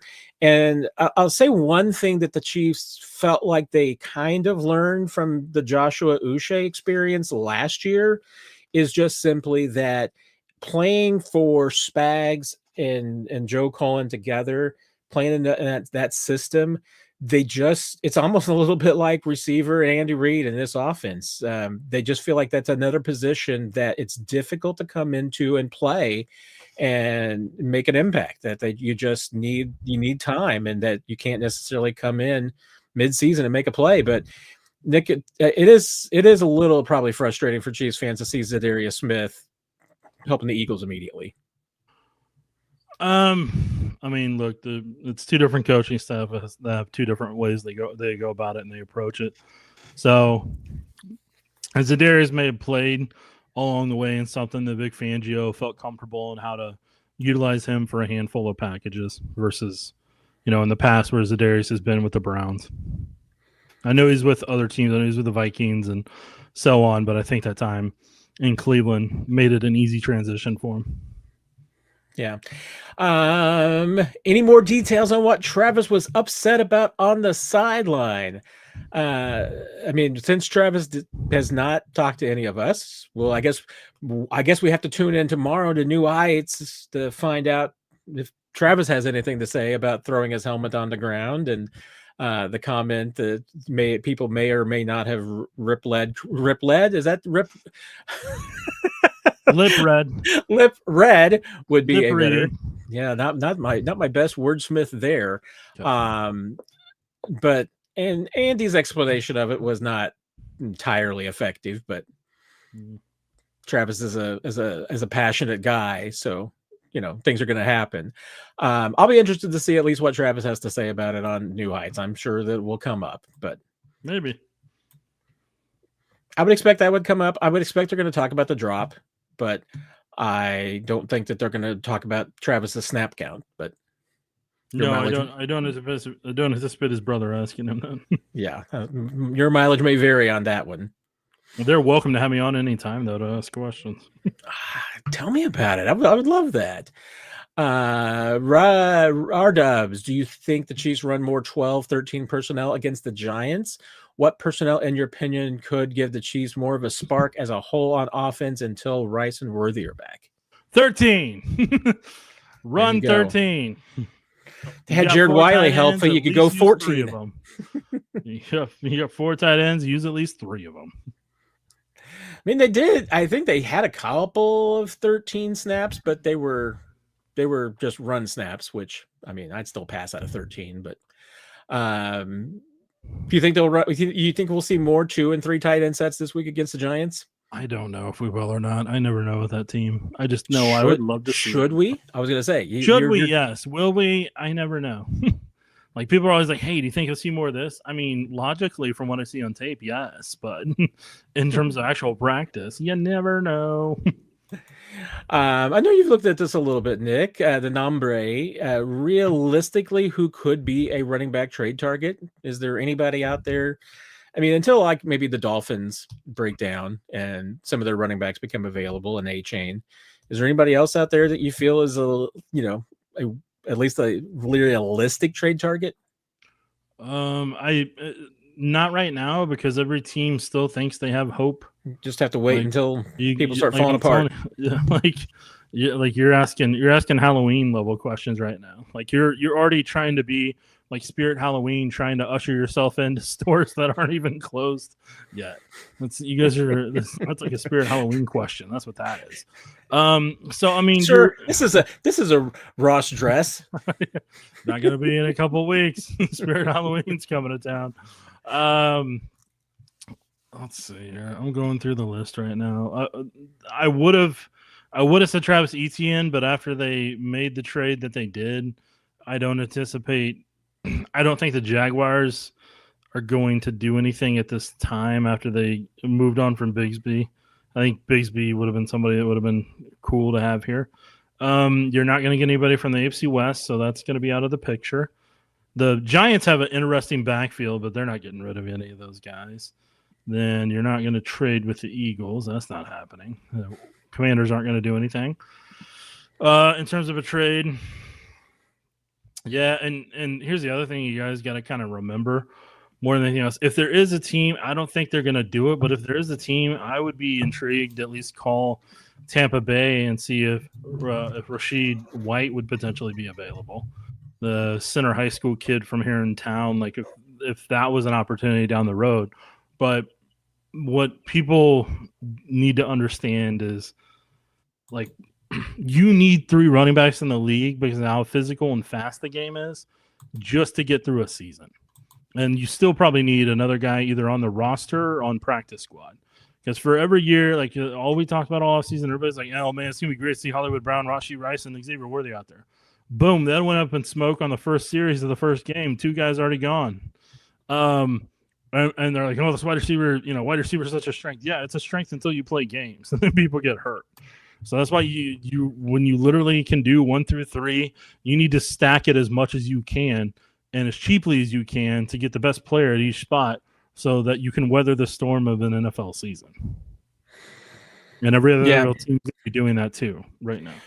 And that's the other thing too. I mean, you know, not only mention and talk about the fact that it's got to be it's got to be a team that's willing to sell, but it's also got to be a player that the Chiefs can afford. So, you know, you're limited to veterans that don't make a lot of money that have speed. That's a limited pool right there. Yep. JT wants to know, can the Chiefs just spam the ball deep all game? Seemed to work in the fourth quarter against the Eagles and the Chargers. Can't be worse than the offense is now. Worked for the Giants against the Cowboys just completely all game. Well, Chiefs aren't playing the Cowboys till Thanksgiving, so you know we'll check out that strategy when that time rolls around. I would just very quickly. I'll say I wouldn't mind seeing the Chiefs just at least take the leash off Pat a little bit and just let him be Pat from the very beginning and maybe not mess around with some of the short and intermediate stuff. Well, and that all comes down to what the defense coverage is doing. The Eagles safeties were playing 30 yards back at various points. They were encouraging you to take everything underneath. So you're going to be waiting on a defense that's going to be like, hey, we'll be fine with single high. Oh, no, we're not. So I mean, you're going to take your chances when the opportunity presents itself. The Chiefs aren't like, you know, guys, we're going to let this engine rev up. Then, you know, once it's been driving for 10 minutes, then we'll try it. No, they're going to do it as quickly as they can. But it all comes down to what the defense gives them. Joe, last year for Pacheco and Kareem with the Chiefs? I mean, that's my expectation, but we'll see. That would be my expectation. At least we're worrying about January problems in second week of September. Nikki, is the problem with the run game the players, the plays, or the blocking? I think they're going to have to adjust some things in their scheme. That would probably – because the players – like we talked about, probably aren't changing. The plays you can change. The blocking scheme you can change. Blocking scheme needs to change because the blocking scheme hasn't been working for a while. Nope. It's been quite a while. A lot of run here with the running back questions. Richard, do you think the issue is possibly blocking scheme? Pop and Kareem are downhill runners at this stage. Is a scheme change feasible at this point? Since the only part that's new from just literally the question before is, and this isn't on Richard, this is a Matt problem. As I've told you many times before. You can adjust accordingly on the scheme. It may take you 2 to 3 or 4 weeks, maybe a month to get to where you want to go. But the Chiefs run so many plays in the training camp, have so many plays in the playbook. If they really want to focus on something specifically, like they can do it. It may take a month and a half to get up to the certain speed they need to, but that's why you want to focus on having something that you can build an identity and have a strength and not just have a hodgepodge buffet of things that may or may not work. Chris, with the Chiefs' stellar draft record for tackles, how many first or second round picks do you expect to see the Chiefs use to replace Juwan Taylor if they do? This will be the last year for Juwan. I mean, I'm assuming that Jaylen Moore is going to be the right tackle next year. Yeah, my full expectation Moore is going to be the right tackle. And so that's 2026. By 2027, I mean, Andy Heck's not going to be your offensive line coach anymore. So, you know, you can go a lot of different directions by then, right? I don't know. That's too far ahead. Why are we too far ahead for us to worry about? Why are we worrying about off-season stuff when they got to win a game first? I don't know. Dan has at least piped in and saying that there's 2 different accounts on X saying the Chiefs are interested in OBJ. I haven't seen those accounts, so I don't know how. TV's McShafer is texting me right now, criticizing me. Criticizing you? What? Yeah, he might be criticizing me. I don't know. Maybe. What? Are you allowed to say what he said? Oh no, it's perfectly fine. He didn't say anything terrible. He's just I haven't checked since I'm still seeing where you're at time wise. He may be commenting in the mentions for all I know. Yeah, that's probably a pretty good chance. Text Chiefs fan, I'm so sorry. I'm breathing into the mic for you so you can hear me clearly. My bad. Anybody could. But don't worry, text Chiefs fan. I'll be gone in less than 2 minutes. And I did overlook this earlier from Jesus. Will we see Xavier this week on the old super chat? Thank you for Jesus. And I apologize I missed this earlier. I'm probably 40-60 on it. I mean, I still wouldn't play him this week. I would give him another week to prepare for the Ravens. It wouldn't necessarily stun me if he played, but I don't know. I think he would still be limited, even if he did play. Yeah, if I were in their shoes, I wouldn't play him this week. Ravens see where he's at. I'd still would be antsy personally, but I wouldn't be playing him this week. I wouldn't risk that if you need him for Ravens. And I'm going to bring this one up real quick just because I saw it, because it fits into the conversation a little bit with me from Samuel. Fellas, when will we see Royals? Like I said, it was a minor move, but the fact that the Chiefs let go of Hal Presley as the wide receiver off the practice squad and brought back Cole Christensen, that's at least an indication to me that they're expecting either Xavier and or Jaylen Royals to be taking more snaps this week. Because it just means that they don't need another practice squad guy, so or a scout team receiver. So I do think that's at least an indication. Now, does it mean more snaps for both of them or one of them? We'll find out a little bit on Wednesday, but I think that that's at least an indication that these guys are going to practice more. Does it mean that either one of them could play this week? Way too early to say. All right, Matt, it's your final question for me. The final question for you. Oh, the pressure of a question. Gosh, I mean, now I've got a lot going on here, Nick, because now not only I'm trying to. It's the final question. There we go. 2 different ways with it. Man, I really am behind.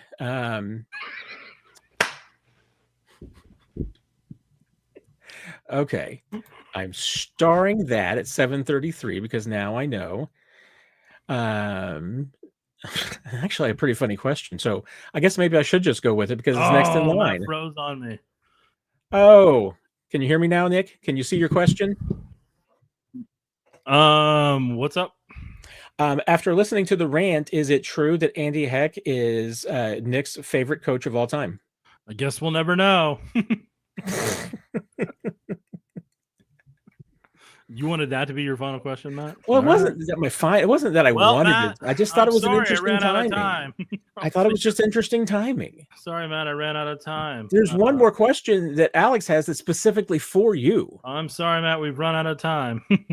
Well, I wish you the best in your I'm sorry. I'm sorry, Alex. I'm sorry I didn't get your question in before Nick left. I feel bad now. I feel really bad now because this was specifically for Nick, and I didn't see it in time to put it up there before he decided to take off. Not he decided. He'd already spent more than enough of his day off with me. Thank you, Nick, as always. You are much appreciated, and you're much loved here on Chiefs Digest. I hope you realize that. Nick, if the Chiefs have a bad season and either don't make the playoffs or lose in the first round with a 9 or a 10-win team, do you think they having a better draft pick is what the Chiefs need? I mean, I tell you what. I mean, I still don't think it's going to happen. I think the Chiefs are going to make the playoffs. I mean, barring more bad luck. But I mean, let's say for instance that they didn't. I mean, this is what happened to the Eagles. I mean, the Eagles had a down year in the midst of their Super Bowl runs, and they had a down year, and they got a better draft pick, and and ended up having 2 really nice first round draft picks, but also some of how he's moving around the draft board. So yeah, I mean, if the Chiefs all of a sudden ended up with a 9th pick in the draft, yeah, I mean, now suddenly you're able to get a really good player at a premium position. I mean, it could be anything that you need. It could be you could end up with now a powerful bookend tackle to put along with Josh Simmons. You could end up with another elite receiver that you're adding to the mix. You could go get the best tight end in the draft without looking at the draft and knowing who's going to be the best tight end. I mean, you could end up with an impact defensive player, defensive pass rusher, defensive tackle. I mean, there's a lot of things you could end up with. I mean, I would say you go with a premium position in a situation like that. So you're talking offensive tackle, defensive tackle, edge rusher. I mean, those would be the places to go. But there's an elite player, yeah. I mean, if you have a bad year, things just go south. Yeah, I mean, there would be an upside, the fact that you would be able to get a really, really good player. And honestly, you're gonna get a really good player at the top of the second round too. You'd even move around the board a little bit if you wanted to. But yeah, I mean, there would be an upside, but I still think this team's gonna make the playoffs. They might still win I think this is still going to be a 12-win team. 12 wins might still win the AFC West. Brian saw a post that the NFL is hitting YouTube creators with copyright infringement for showing the false starts and the tush push. And is this true? I know for sure it was on social media. I don't know if I assume it extended to YouTube as well, but I know they were doing a lot on social media platforms. Looked like X and Threads and Facebook and some others. So I'm assuming that it extended over to YouTube as well.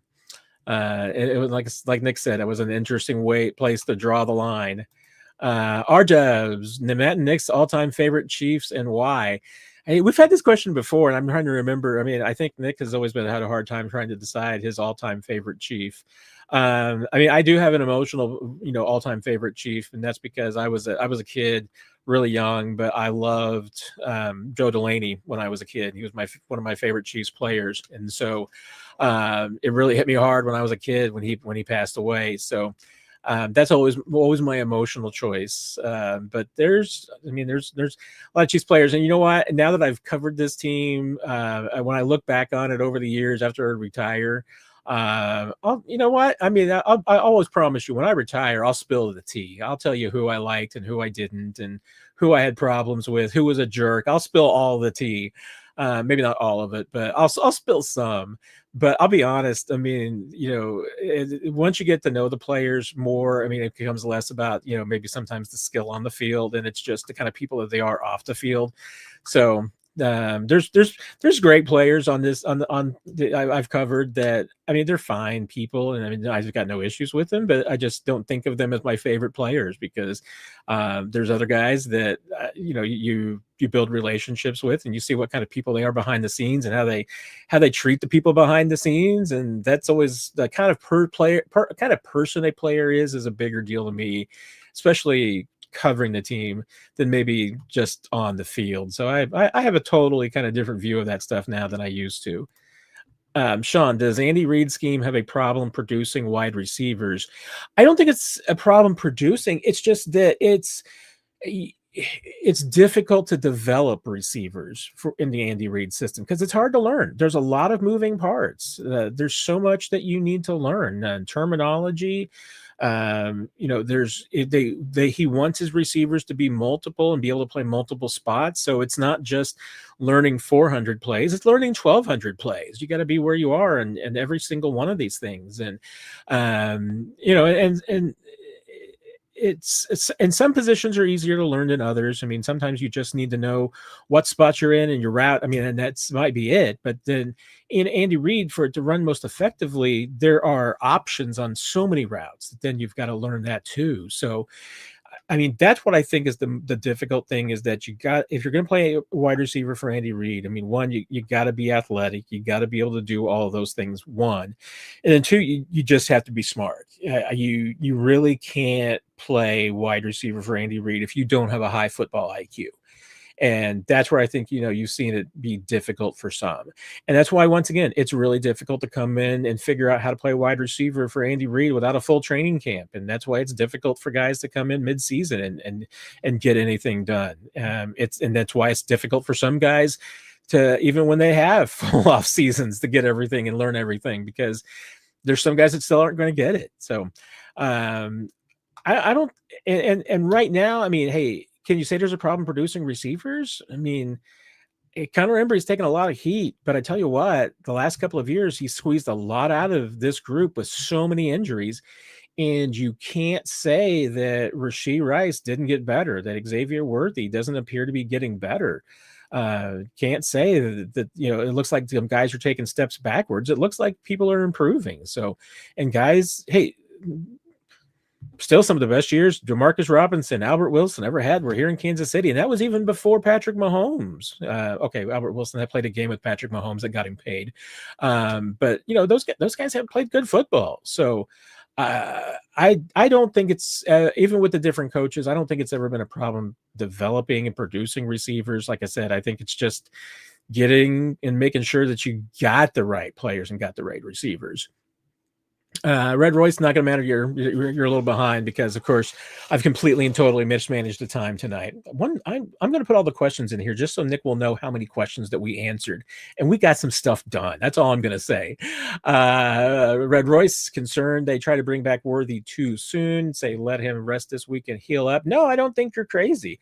That would be my direction to lean too. I don't think that there's going up against a team like the Giants. I mean, if you lose to the Giants without Xavier Worthy, it's rough, and you're gonna have to answer some questions. You shouldn't lose this game, though. I mean, the Chiefs should win this game. And you can't. Now the Chiefs can't go in with that attitude, or they will lose the game. But I'm with you. I mean, I just wouldn't push him. If you did play him, it would be in a very limited role. You try and protect him as a little bit as you can, but if the reporting on this is accurate, and we have not had anybody with the Chiefs just officially put their name to it, so I always say, with a grain of salt on some of the reporting, if it is a tear, the longer you let him heal, the less likely of re-injury.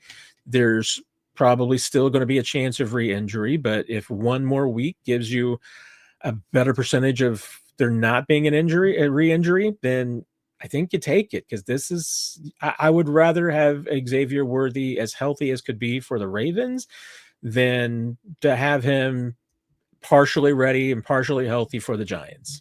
I just don't see a ton of upside there, other than the fact that you want to win. And if you really think that you can't win without Xavier Worthy, then I guess you play him. Wantana. I'm sorry if I apologize if I'm mispronouncing that. Chiefs won their first Super Bowl in Mahomes' era with Eric Fisher, Mitch Schwartz, but plug in interior linemen. But now the Chiefs have the highest paid center and guard, and everything on the line isn't working. I don't see it as necessarily being that simple. Remember, the Chiefs have won they won all three Super Bowls with three different offense sets of left tackle and right tackle. So Fisher and Schwartz were the first pair. They won the second one with Orlando Brown and Andrew Wiley. Won the third one with Donovan Smith and Jawan Taylor. And I mean, Andrew Wiley was a cheap tackle. Orlando Brown was not the highest paid guy in the world. Now you are paying Jawan Taylor top of the line money, but you've got three guys in there who weren't necessarily highly paid, and you did have in Joe Thuney the highest paid interior lineman for two of those Super Bowls. So I don't think on the offensive line, I don't think it's necessarily a problem that your center and your right guard are highly paid, as long as those two guys are the best in the league at their position, or amongst the best in the league at their position. As long as they're Pro Bowl, all pro caliber players, which I think both those guys are, it's not an issue. I mean, it only becomes an issue then if you're paying a guy $25 million a year to be an average left tackle, and you're paying somebody $28 million a year to be an average right tackle. And, and you're paying somebody a lot of money to be an average or below average left guard. I mean, what the Chiefs hope that they have and going forward right now is that they've got a very affordable left tackle, rather, that's 4 years of really affordability, and even a fifth year with an option, with the fifth year option on Josh Simmons, that can be really cheap. Kingsley is on his rookie deal, really cheap. Even if Jaylen Moore is your right tackle for next year, $15 million, not that bad of a deal. For high, I mean, that would be less of a cap hit than you're going to have this year for Jawan Taylor. So to me, it's not about how much money you're putting into those positions. It's a little bit about the collective amount of money that you're putting into your offensive line. But inevitably, I think you keep the best guys that you can get. And I don't think there's there's no scenario really where it looked like that the Chiefs, they weren't going out and free agency and getting a tackle that was going to be worth the money. There wasn't somebody that you could go out and pay $25 million, $30 million for that was going to solve all your problems, because that guy's not available. I mean, just look at the tackles that were available in free agency. None of them are fixes. None of them are ultimate solutions. So, you pay the players you've got that are good, that you've developed, and then you try and find the other solutions. I think they're doing that now. But they've gone different ways in different directions. I mean, they've won a Super Bowl with super cheap right tackle. A really cheap left tackle in Donovan Smith. But they also won 2 Super Bowls with like the highest paid left guard in the league. So, to me, it's a little bit of your mileage may vary. It's just a different course. And I don't necessarily think it's the wrong course. And if this strategy works the way that it looks like it could right now, I mean, the Chiefs offensive line still isn't what you want it to be. And it might not be until maybe there's a coaching change.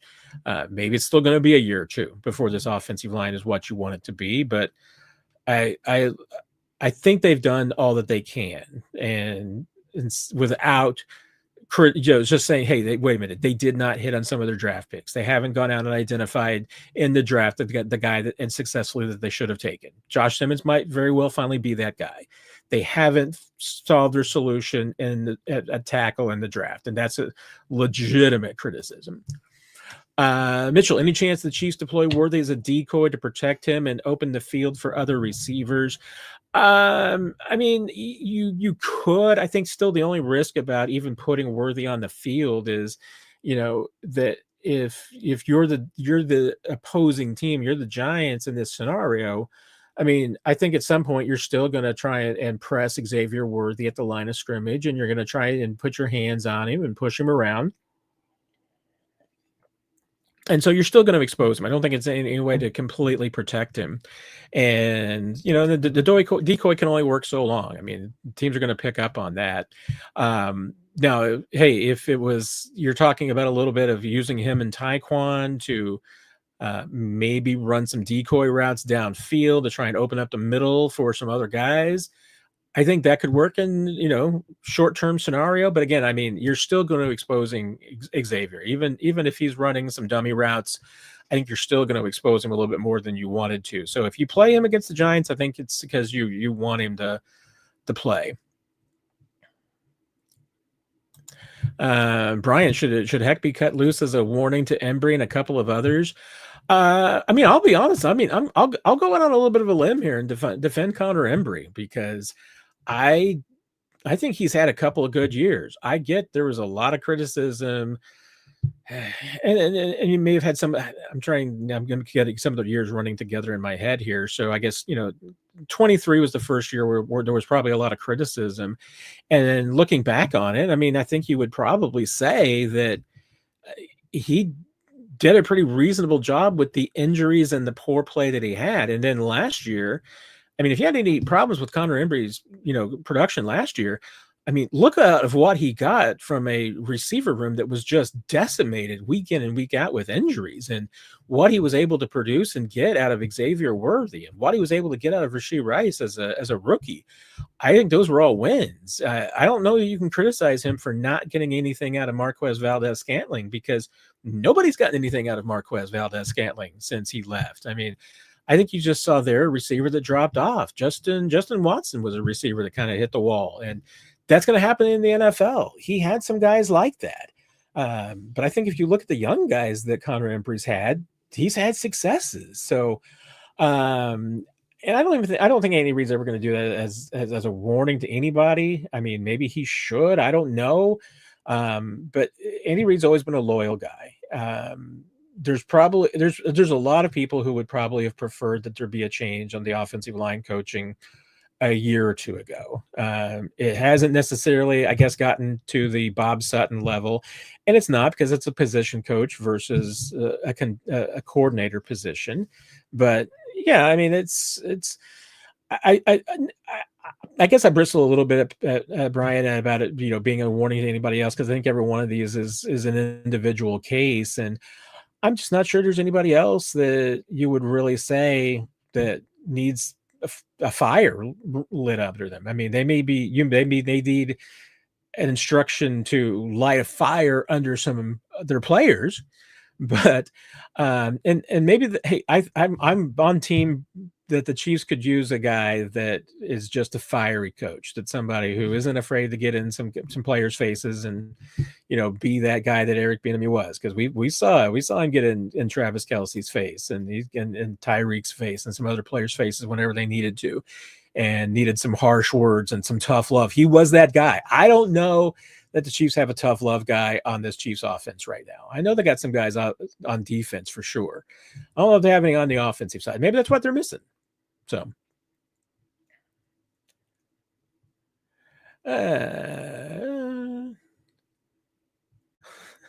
Red Royce wanted to put Rice in someone else's jersey. Yeah, I think somebody would catch on to that one pretty quickly, unfortunately. And Tony asking about, Connor Embry as a coach, feels somewhat fresh positional coaches would be optimal over the offseason.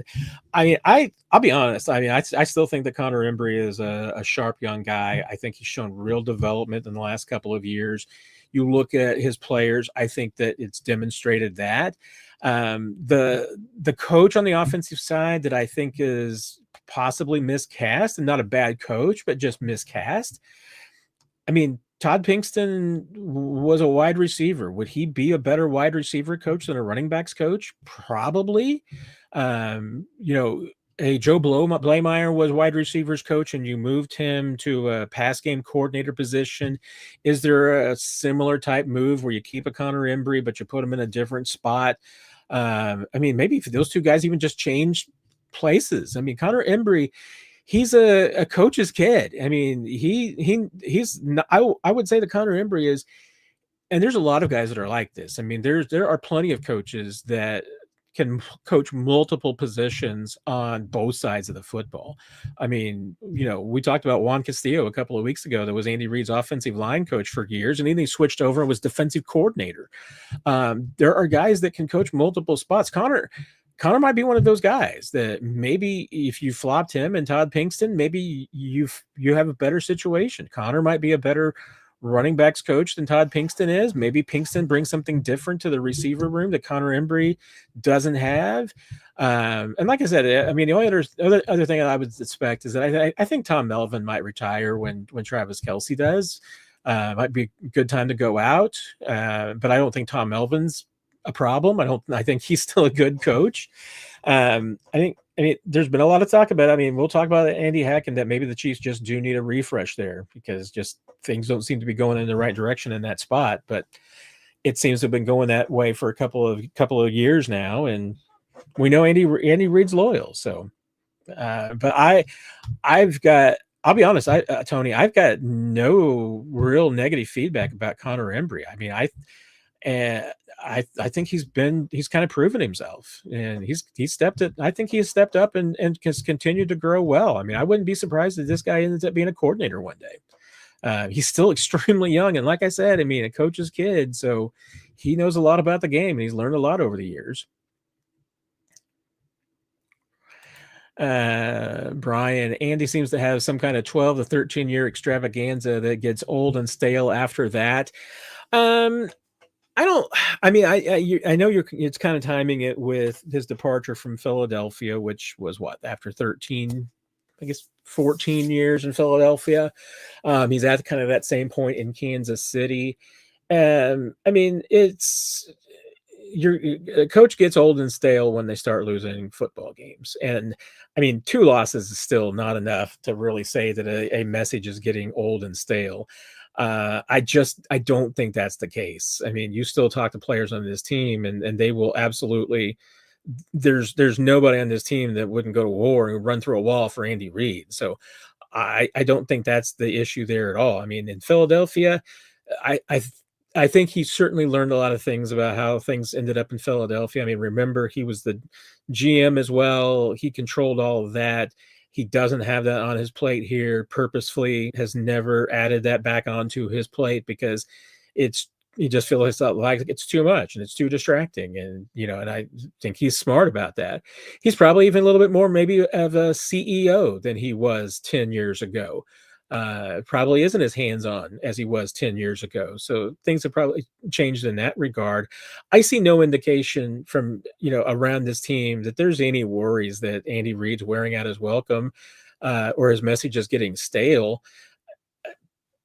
like I said, I mean, coaches were at their welcome when they stop winning. If Andy Reid goes 5-12 this year, then yeah, you're gonna start hearing some people talking about message getting stale. I don't think that's gonna happen. So no, I mean, don't let 2 games freak you out too much. And I mean, there's a lot of things obviously different. There's not only personal but professional things that are different. And Andy Reid, remember, he wasn't coming off Super Bowl seasons in like 2010 and 2011. He was coming off a period of time where they'd had some weren't really developing quarterbacks maybe the way that they had been. They didn't have the quarterback and Donovan McNabb at the top of his game like they had been. Yeah, they had, and hey, if he had maybe been able to stick around with Nick Foles, maybe that was his guy. Maybe that would have worked. He only got to have Nick for 1 year, so we don't know. I mean, maybe that would have been the guy that rebuilt the whole thing. But I do know this: in the NFL, you don't win without a quarterback. And the coaches who win without quarterbacks are amazing coaches, and coaches that can take a quarterback a level above where they are Hall of Fame coaches. And that's why I say, I mean, it's my hot take, my hottest of takes that I have on everything. My hottest of takes is that the difference, I mean, Donovan McNabb was basically Alex Smith for Andy Reid. I mean, that's how good I mean, he and Alex Smith were not a whole lot different of quarterbacks. If Donovan McNabb had been with any other team in the NFL, I don't believe there's any way that he's as successful as he was. I think Andy Reid got everything out of him and took him up a level.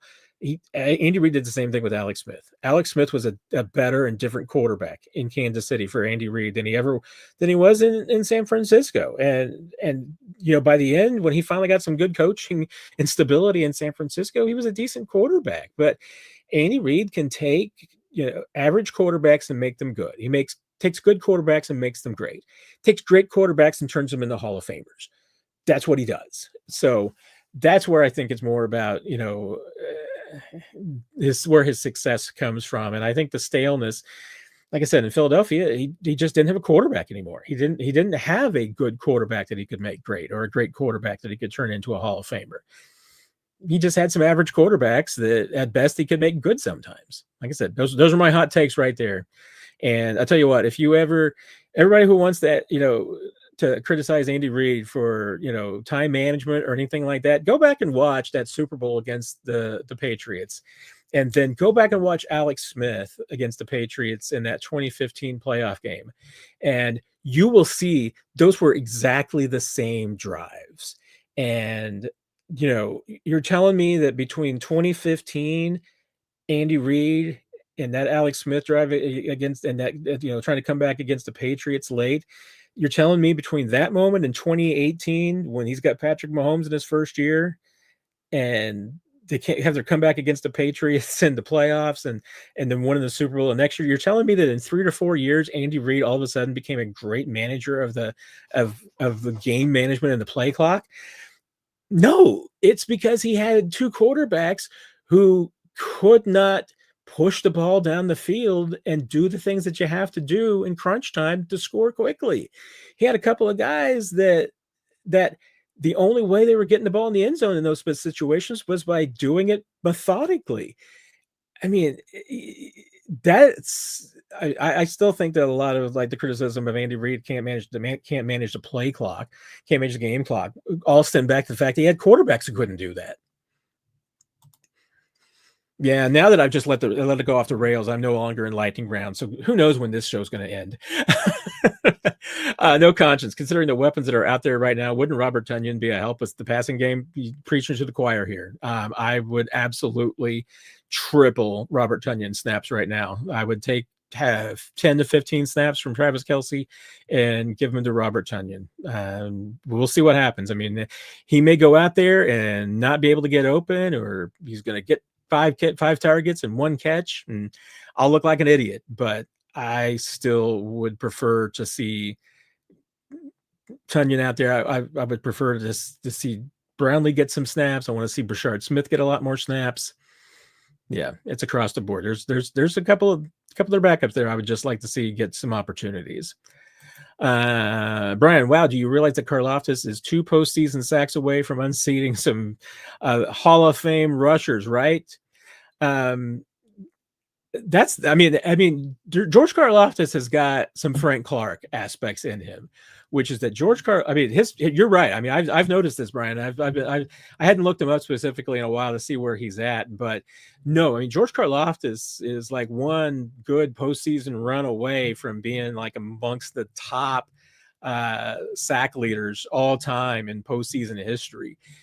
He's been very, very Frank Clark-esque, and that he just goes to a different place in the postseason. So small sample sizes. He's played a lot of postseason games, and he's just been incredibly productive in them. So I say, hey, but you pay George Karlaftis, when you did now, just for a couple of reasons. One, because you do think that he's on the brink of maybe being a breakout guy that can be a double-digit sack guy, and two, he plays when the lights are on. So I mean, if he continues to be that, might be a little overpriced, but honestly, I mean, I don't think his deal is that out of line. I mean, I think it's actually a fairly reasonable deal for the Chiefs. Neo Thomas, is the run blocking more of a philosophy of Andy's mindset of the throwing to the run or throwing to run? I know what you're saying there, because you're talking about the fact that, to Andy Reid, the short passing game is an extension of the run game. And it certainly, I think, affects the numbers a little bit, Neo Thomas, because you are always talking about Andy Reid's going to throw in some situations. He's going to have some short passes instead of runs that are going to turn into passing yards. And sometimes they're for a running back, sometimes they're for a tight end. I mean, it can vary, but it can definitely affect what you think of the run game, what the run game numbers are. I mean, Andy Reid thinks that few screen passes is an extension of the run game, passes in the flat. No, we haven't seen as much of that. And we saw, once again, we saw a lot of that in training camp, that it just wasn't always very much with Isaiah Pacheco and Kareem Hunt. Those guys had some targets, but their most effective throws in those situations were to Brashard Smith, and that's why I just want to see more of them. Samuel, we talked about this earlier in the conjunction with Xavier. I brought up that question, but if he's able to work this week, I still would imagine that because of the length of his layoff, which has been about a month now, I think you're going to see them give him at least a week or two to ramp up. So probably still at least a couple of weeks away from seeing Royals, but if he's at least able to start working in practice, that's a positive sign, and you go from there. Jake, and this would have been such a better question for Nick than for me, because I know how much he watches other teams, much more than I get a chance to, and especially earlier in the week, breaking down the Giants defense and areas that the Chiefs might be able to exploit. My viewpoint right now is very 30,000 feet. I've not gotten into it as much as I'm sure that Nick has. And because their defensive numbers through 2 games are not good. I mean, they've faced a couple of tough opponents. I mean, the Commanders, obviously, Jaden Daniels is a tough quarterback to deal with. Obviously, that game against the Cowboys, I don't know how good the Cowboys defense is, but I don't think it's going to be that good. And or how good the Cowboys offense is going to be. I don't know how good the Cowboys offense is going to be, but gave up a lot of points, and and that's that might end up being the strength of the Cowboys, especially now. But I feel like at this point, at least, the Giants have got some great players, especially up front. You're going to be worried about Brian Burns. You're going to be worried about Thibodeau. They've got some guys that can, especially in their system, can get after the quarterback, can get some pressure. Burns already has 3 sacks on the season. He's a guy that you have to worry about. They've got some good linebackers too. I'm not entirely sure what I think about their secondary. I need to watch more. I mean, like I said, my 30,000 foot view of the Giants is that, I mean, they've got some problems. I mean, you've got to protect Mahomes because they got the strength of their defense is definitely that they got some guys who can get after the quarterback. So you got to protect Mahomes. You probably need to be able to run the football a little bit. Again, you'd like to be able to do that. But I think that they've got a secondary that you can pick apart a little bit. I mean, the Cowboys certainly did. And the Cowboys, I mean, they do have some offensive weapons, but that's seems to be at least the area that you can target them the most. That if you can protect Mahomes, keep those pass rushers off of him, give him time to throw, then there's going to be some opportunities downfield, and there may be just opportunities, some shots too. Because, like I said, I don't think that the Giants secondary is all that. It's still early, so we don't know a lot about their preferences, and so. If you bring this up again, Jake, on Thursday night, hopefully I can give you a more informed and better answer than that. And I'll talk to Nick too, and maybe be able to get some insight from him as well. No conscience, kind of another topic that came up earlier. Would an off-season, bad season be so bad if it allows the Chiefs to reload with players in the draft, like picking 10 to 14 instead of the 30s? I mean, a down year couldn't hurt. I still don't think that they're going to have one. I still think that they're going to be picking late in the draft. Maybe it won't be 31 or 32, but I still think this team's making the playoffs. They're winning 10 games, and you would much rather do that than have a pick that 10 to 14. I mean, sure, there's great stuff that comes out of that, but I don't think you want to tank. I think you still would like to make the playoffs and get Patrick Mahomes into the playoffs, because you always know that he can make some plays. Casey Harold, your experiment failed. JK, can you speak to how tired and predictable the schemes have become? Have they been hiding the good stuff, or are we in real danger that the league has figured it all out? I'll be honest. I mean, I do feel like offensively, the Chiefs have been fairly vanilla. And I think, Andy Reid, I asked him about, one element of this on our Zoom with him on Monday, which was that, did he specifically feel like that the problems and the issues in the loss on Sunday, whether the failures were of execution more or play calling more, of the putting the guys in the right place, where did it really fall? And I thought one part of the answer was really intriguing, because he said that, that there were plays on the play sheet and in the game plan that he probably should have called instead of the things that they ran. And that intrigues me, because I kind of wonder what that was. I mean, and again, if that's stuff that's designed for Brashard Smith, or if it is some of the more exotic things that they were planning to run this season, because I'm telling you, based on what we've seen from this offense since the Xavier Worthy injury, and even in those 3 plays that we saw the before Xavier Worthy's injury, you saw a little bit of it. You saw Xavier in the backfield, getting a touch. You saw him, running the mesh route with Travis. And then since then, like I said, the Chiefs in that game against the Chargers got really vanilla all of a sudden. I think they were trying not to complicate things too much for anybody, especially with, one of your receivers having to play out of position the entire game.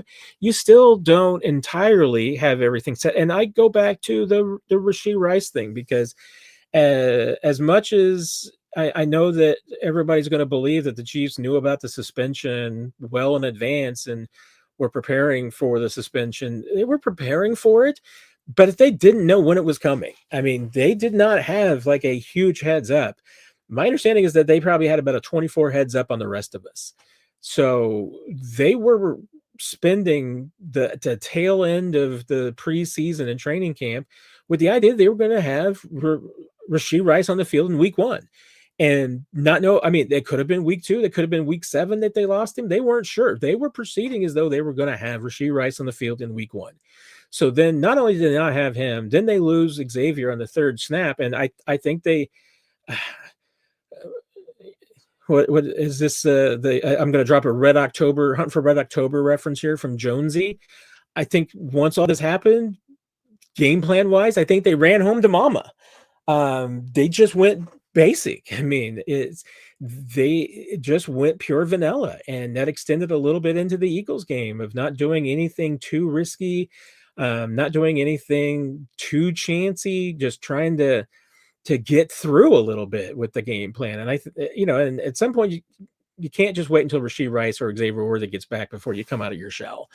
So, I mean, I do think that there's some things that have become predictable. I think the blocking schemes have become predictable. I think there's things that they don't realize maybe as much as that teams have picked up on them and that they need to. But I also feel like that through the first two games, that there's a lot of stuff that this team can and will do this year that we just haven't seen yet. And like I said, I'm a little surprised about it. And unless there's some strategy here that I'm just missing out on. Oh, if Nick were here, Chris, I mean, I don't think I knew that you were Oak Park class of '92. So I need to get you and Nick together here. Apparently, just an Oak Park reunion. I did not go to Oak Park. I did live in the Oak Park school district when I first moved to Kansas City for a long time. So I lived not too far away from Oak Park.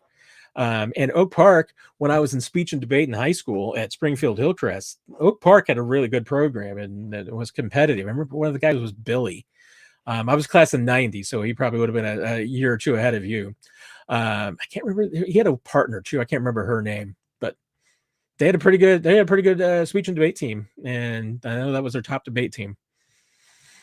I'm sure you all love to hear that, especially for those of you who have no idea about Oak Park High School or Hillcrest in Springfield. So, I mean, we'll see if the Saints ever get to that spot. I mean, and there's a lot of problems with that as far as maybe a Chiefs solution, because he's got a big contract too. And again, if you're the Chiefs and you're going to look for a running back, Breece Hall, maybe.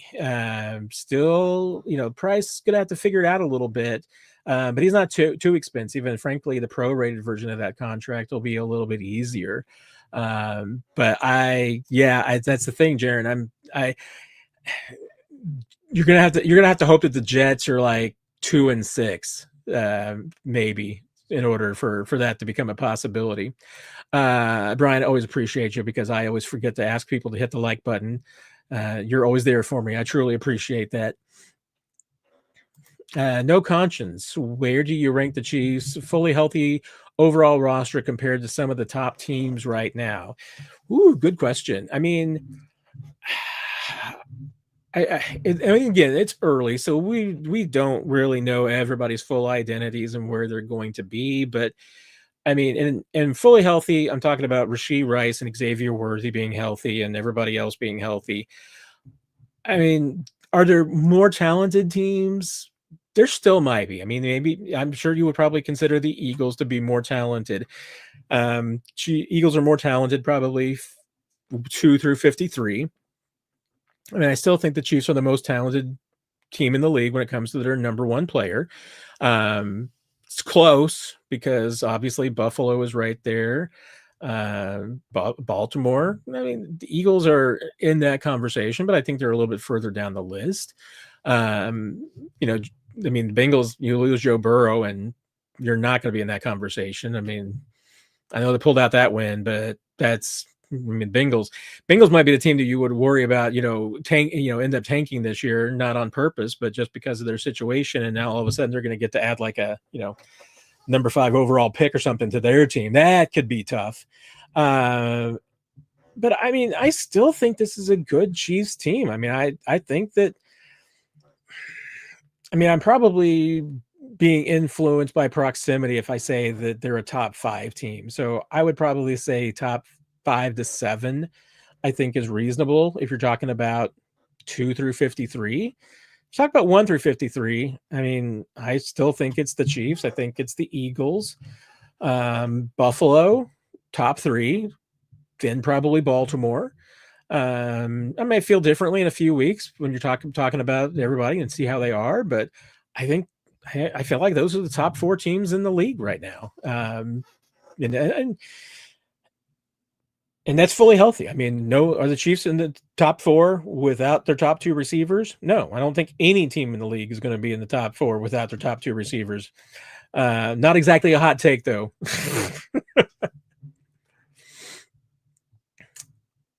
Uncle Charlie, do you anticipate the Giants activating Swayze Bozeman for Sunday night's game? I hope so. I know has he played both games? I know he's played a game, at least one for the Giants this year. I saw his numbers. So did he play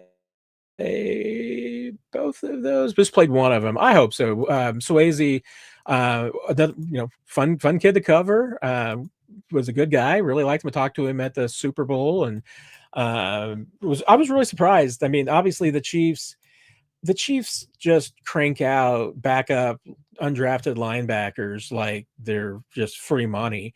They're too good at it, so I assume that's the only reason why they let the Swayze get away. But I'd love to see him play. He's a good kid, works hard, so it's great stuff, man. I hope you get to see more of him. Let's see, what do we got here? I'll go ahead and issue last call, because we are getting close to the end here, and I've already, of course, blown past my estimated deadline by 57 minutes. So I appreciate anybody who does make it through the rewatch of this. I appreciate anybody who makes it through the live viewing of this. My lightning round skills really need some work. Kaylee, would cutting Mitchell and signing McColl be a good idea, since Mitchell is just hosting poker games, I guess? Here's going to be the catch. Elijah Mitchell's got a guaranteed contract now.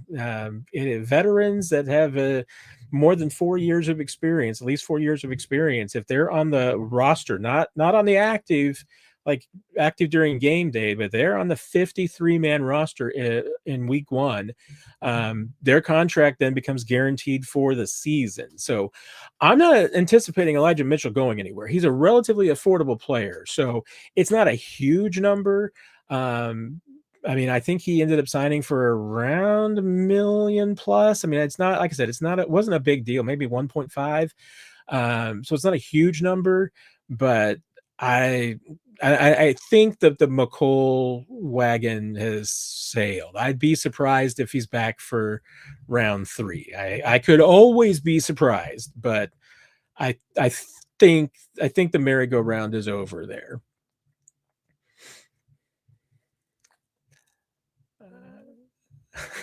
Yeah, Alicia, you know what? Nick has a great point, though.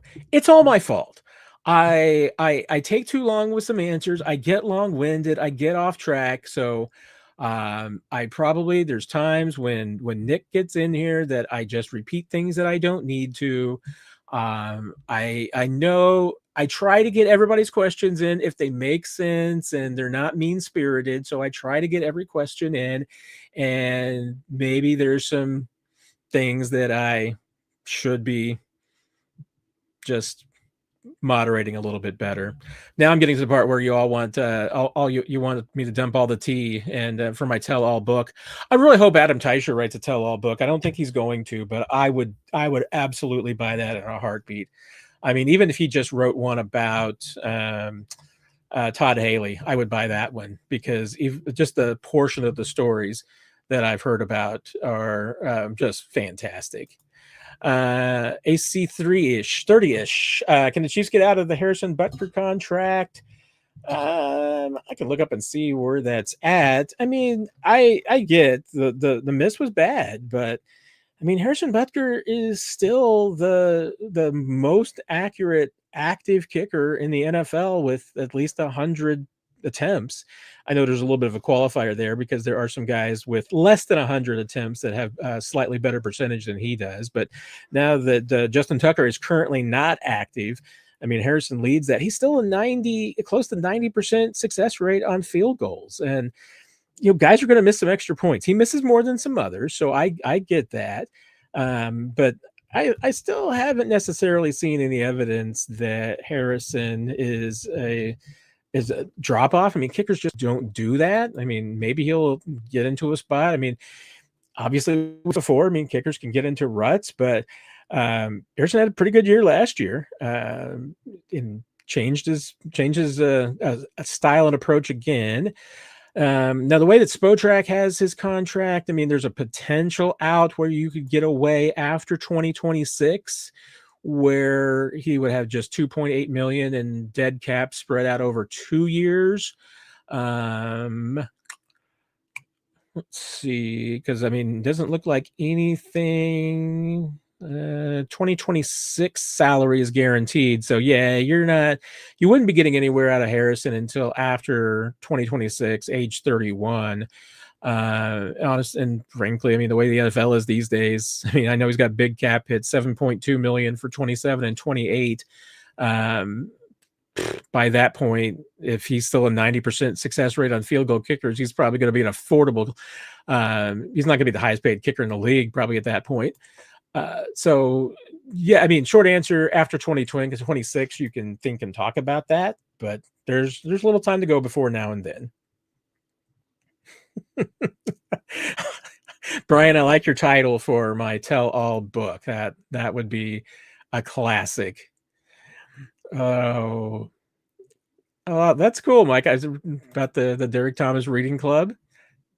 That's amazing. That's great. I love that. Alex, counterpoint to Andy's system. Shouldn't the coach's job be making it easier for players to succeed? 100%. I mean, I don't think that Andy has a bad. His system is counter in that way. I think that he's feels that same way too. It's just a difference of opinion on probably whether or not that coach is allowing players to succeed, and whether he's willing to give up and move a different direction. I mean, Andy Reid's loyal, and I'm going to have a hard time striking anybody for being too loyal. That's just a rare trait. So I'm going to always have a hard time criticizing anybody for being too loyal. You reach a point though where you can be too loyal. And hey, was he a year late on moving on from Bob Sutton and going a different direction just because it wasn't working anymore? Yeah. Could he end up being a year late on Andy Heck and going a different direction because it's not working anymore? Yeah. Are we making too big of a fuss? Maybe it's not Andy Heck's problems at all. I mean, entirely possible. But when I like I said, I start to see some guys who played for Andy Heck and some guys who are friends with Andy Heck and pretty close to them who are being a little bit more critical now, then I think that's kind of feels like where you were with Bob Sutton and 2018 and where things were. So yes, I mean, Alex, short answer is yes. I don't think Andy Reid has any outside the box thinking on that one. I mean, he does. Coaches should be putting their players in position to succeed is what I think Andy Reid would say. It's just difference of opinion about, whether or not he thinks that's happening or not, and whether he thinks it's somebody else can do better. No conscience. If the Chiefs had a really good running back, do you believe Andy would give him 20 touches a game? Sure. If he had Jamal Charles in his prime, if he had Derrick Henry today, I don't think there would be any problems giving him 20 touches. I mean, he's given guys 20 touches. We're not even talking like just even receptions. We're talking about just even 20 touches. He's done that before, so it's been a while. But yeah, I don't think he'd have any problem with that. But there's fewer of those guys around. So I mean, I have to look up the numbers about guys who averaged 20 touches a game last year out of the backfield. It's not going to be a lot of guys. It's just fewer and fewer. And guys like Derrick Henry are unicorns. just not that many of them anymore. But if he had a unicorn, yeah, I think he'd give that dude a lot of touches. He gave Kareem a lot of touches in 2017 and beginning of 2018. Jacob, do the Chiefs need edgy players like Hill, Matthew Clark? This team never starts games high energy. I mean, I thought they came out high energy against the Eagles. I mean, on both sides of the football. Are there? Hey, is like Nick alluded to earlier? I mean, is age a factor on the offensive side a little bit? That maybe you're a little long in the tooth. Will that change if you've got Xavier Worthy and Rashee Rice out there who are younger, positive energy guys? Will that change a little bit? maybe. The fast starts that the offense has, it has more about, to me, about just hitting on plays. I think, like, you talk about the energy givers that teams need. That, I think, is more of a defensive thing. And that, I don't think that the Chiefs have any shortage of. I think they got plenty of them. I mean, Chris Jones is one. I think, by evidence of his sack celebration, I think Omar Norman-Lott's going to be one of them. Yeah, in his way, Nick Bolton's one of those guys. I think all their linebackers are a little bit. Brian Cook is definitely one of those guys. Jaden Hicks is going to be one of those guys. I think Noel Williams is going to be one of those guys. I was talking to him after the game, and I'm going to have a story on that later this week. And just his mindset when he went into the game, and he was talking about having to go from feeling like his job on the sideline was to keep guys pumped up and being the hype man, and trying to keep guys fired up on the sideline and being that dude and being the energy giver, to all of a sudden being on the field.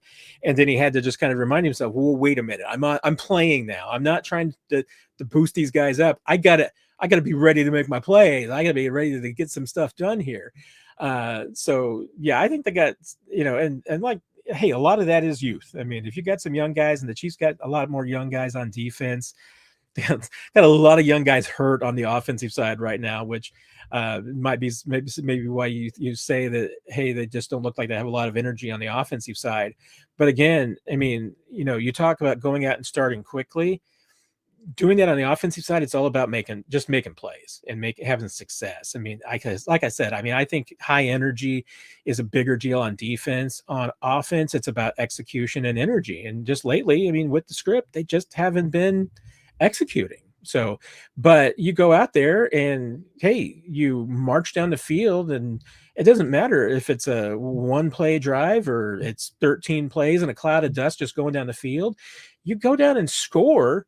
You're gonna get and you're gonna get out. You get off to a good start, and you're up 7-0. You're gonna be in a much better spot than if you're just flaming out on offense. And that's what they've been doing the last few games. Even going back to the Super Bowl, I mean, it's 3 straight games where the offense just was flat. And I don't even mean the flat from an energy standpoint. I just mean it from an execution and scoring, because offensive momentum is all about points. It's not about energy at all. I mean, I think you could go out and just to be about the most robotic offense that there is, and as long as you score points, you're going to have momentum. So I think we managed to make it to the end, unless I just skipped over some question marks and everything, which is always possible, or there's some questions that didn't have question marks that I missed. But I'll give you another minute. If there's anything left, I'll just talk about the rest of the week. It's a normal week for the Chiefs. So Wednesday, Thursday, Friday, practice. Andy Reid Wednesday and Friday. Patrick Mahomes Wednesday. Chris Jones on Thursday.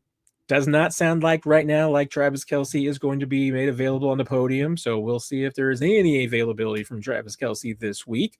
Normal practice week. So we'll learn our most on Wednesday. Thursday will be kind of a little bit lighter practice. Friday will be obviously the 10-10-10. 75-minute practice is just their final tune-up. So if you're not practicing Wednesday and Thursday, it's a pretty bad sign. Get the injury report on Friday, go into Sunday. I will be on the coverage along with Nick and Mick and Mackenzie and Matt Foster and everybody over at KSHB 41. Be on their pregame and postgame show talking about the game this Sunday. And then obviously Nick and I at some point after the game, a little bit later, obviously, since it'll be on KSHB 41. It'll be a little bit later, but we will have 41 as the mic. So you will get it in your podcast feed first thing next Monday morning and be able to break down all the action and share it with us. And we'll see if Nick has any great rants next week.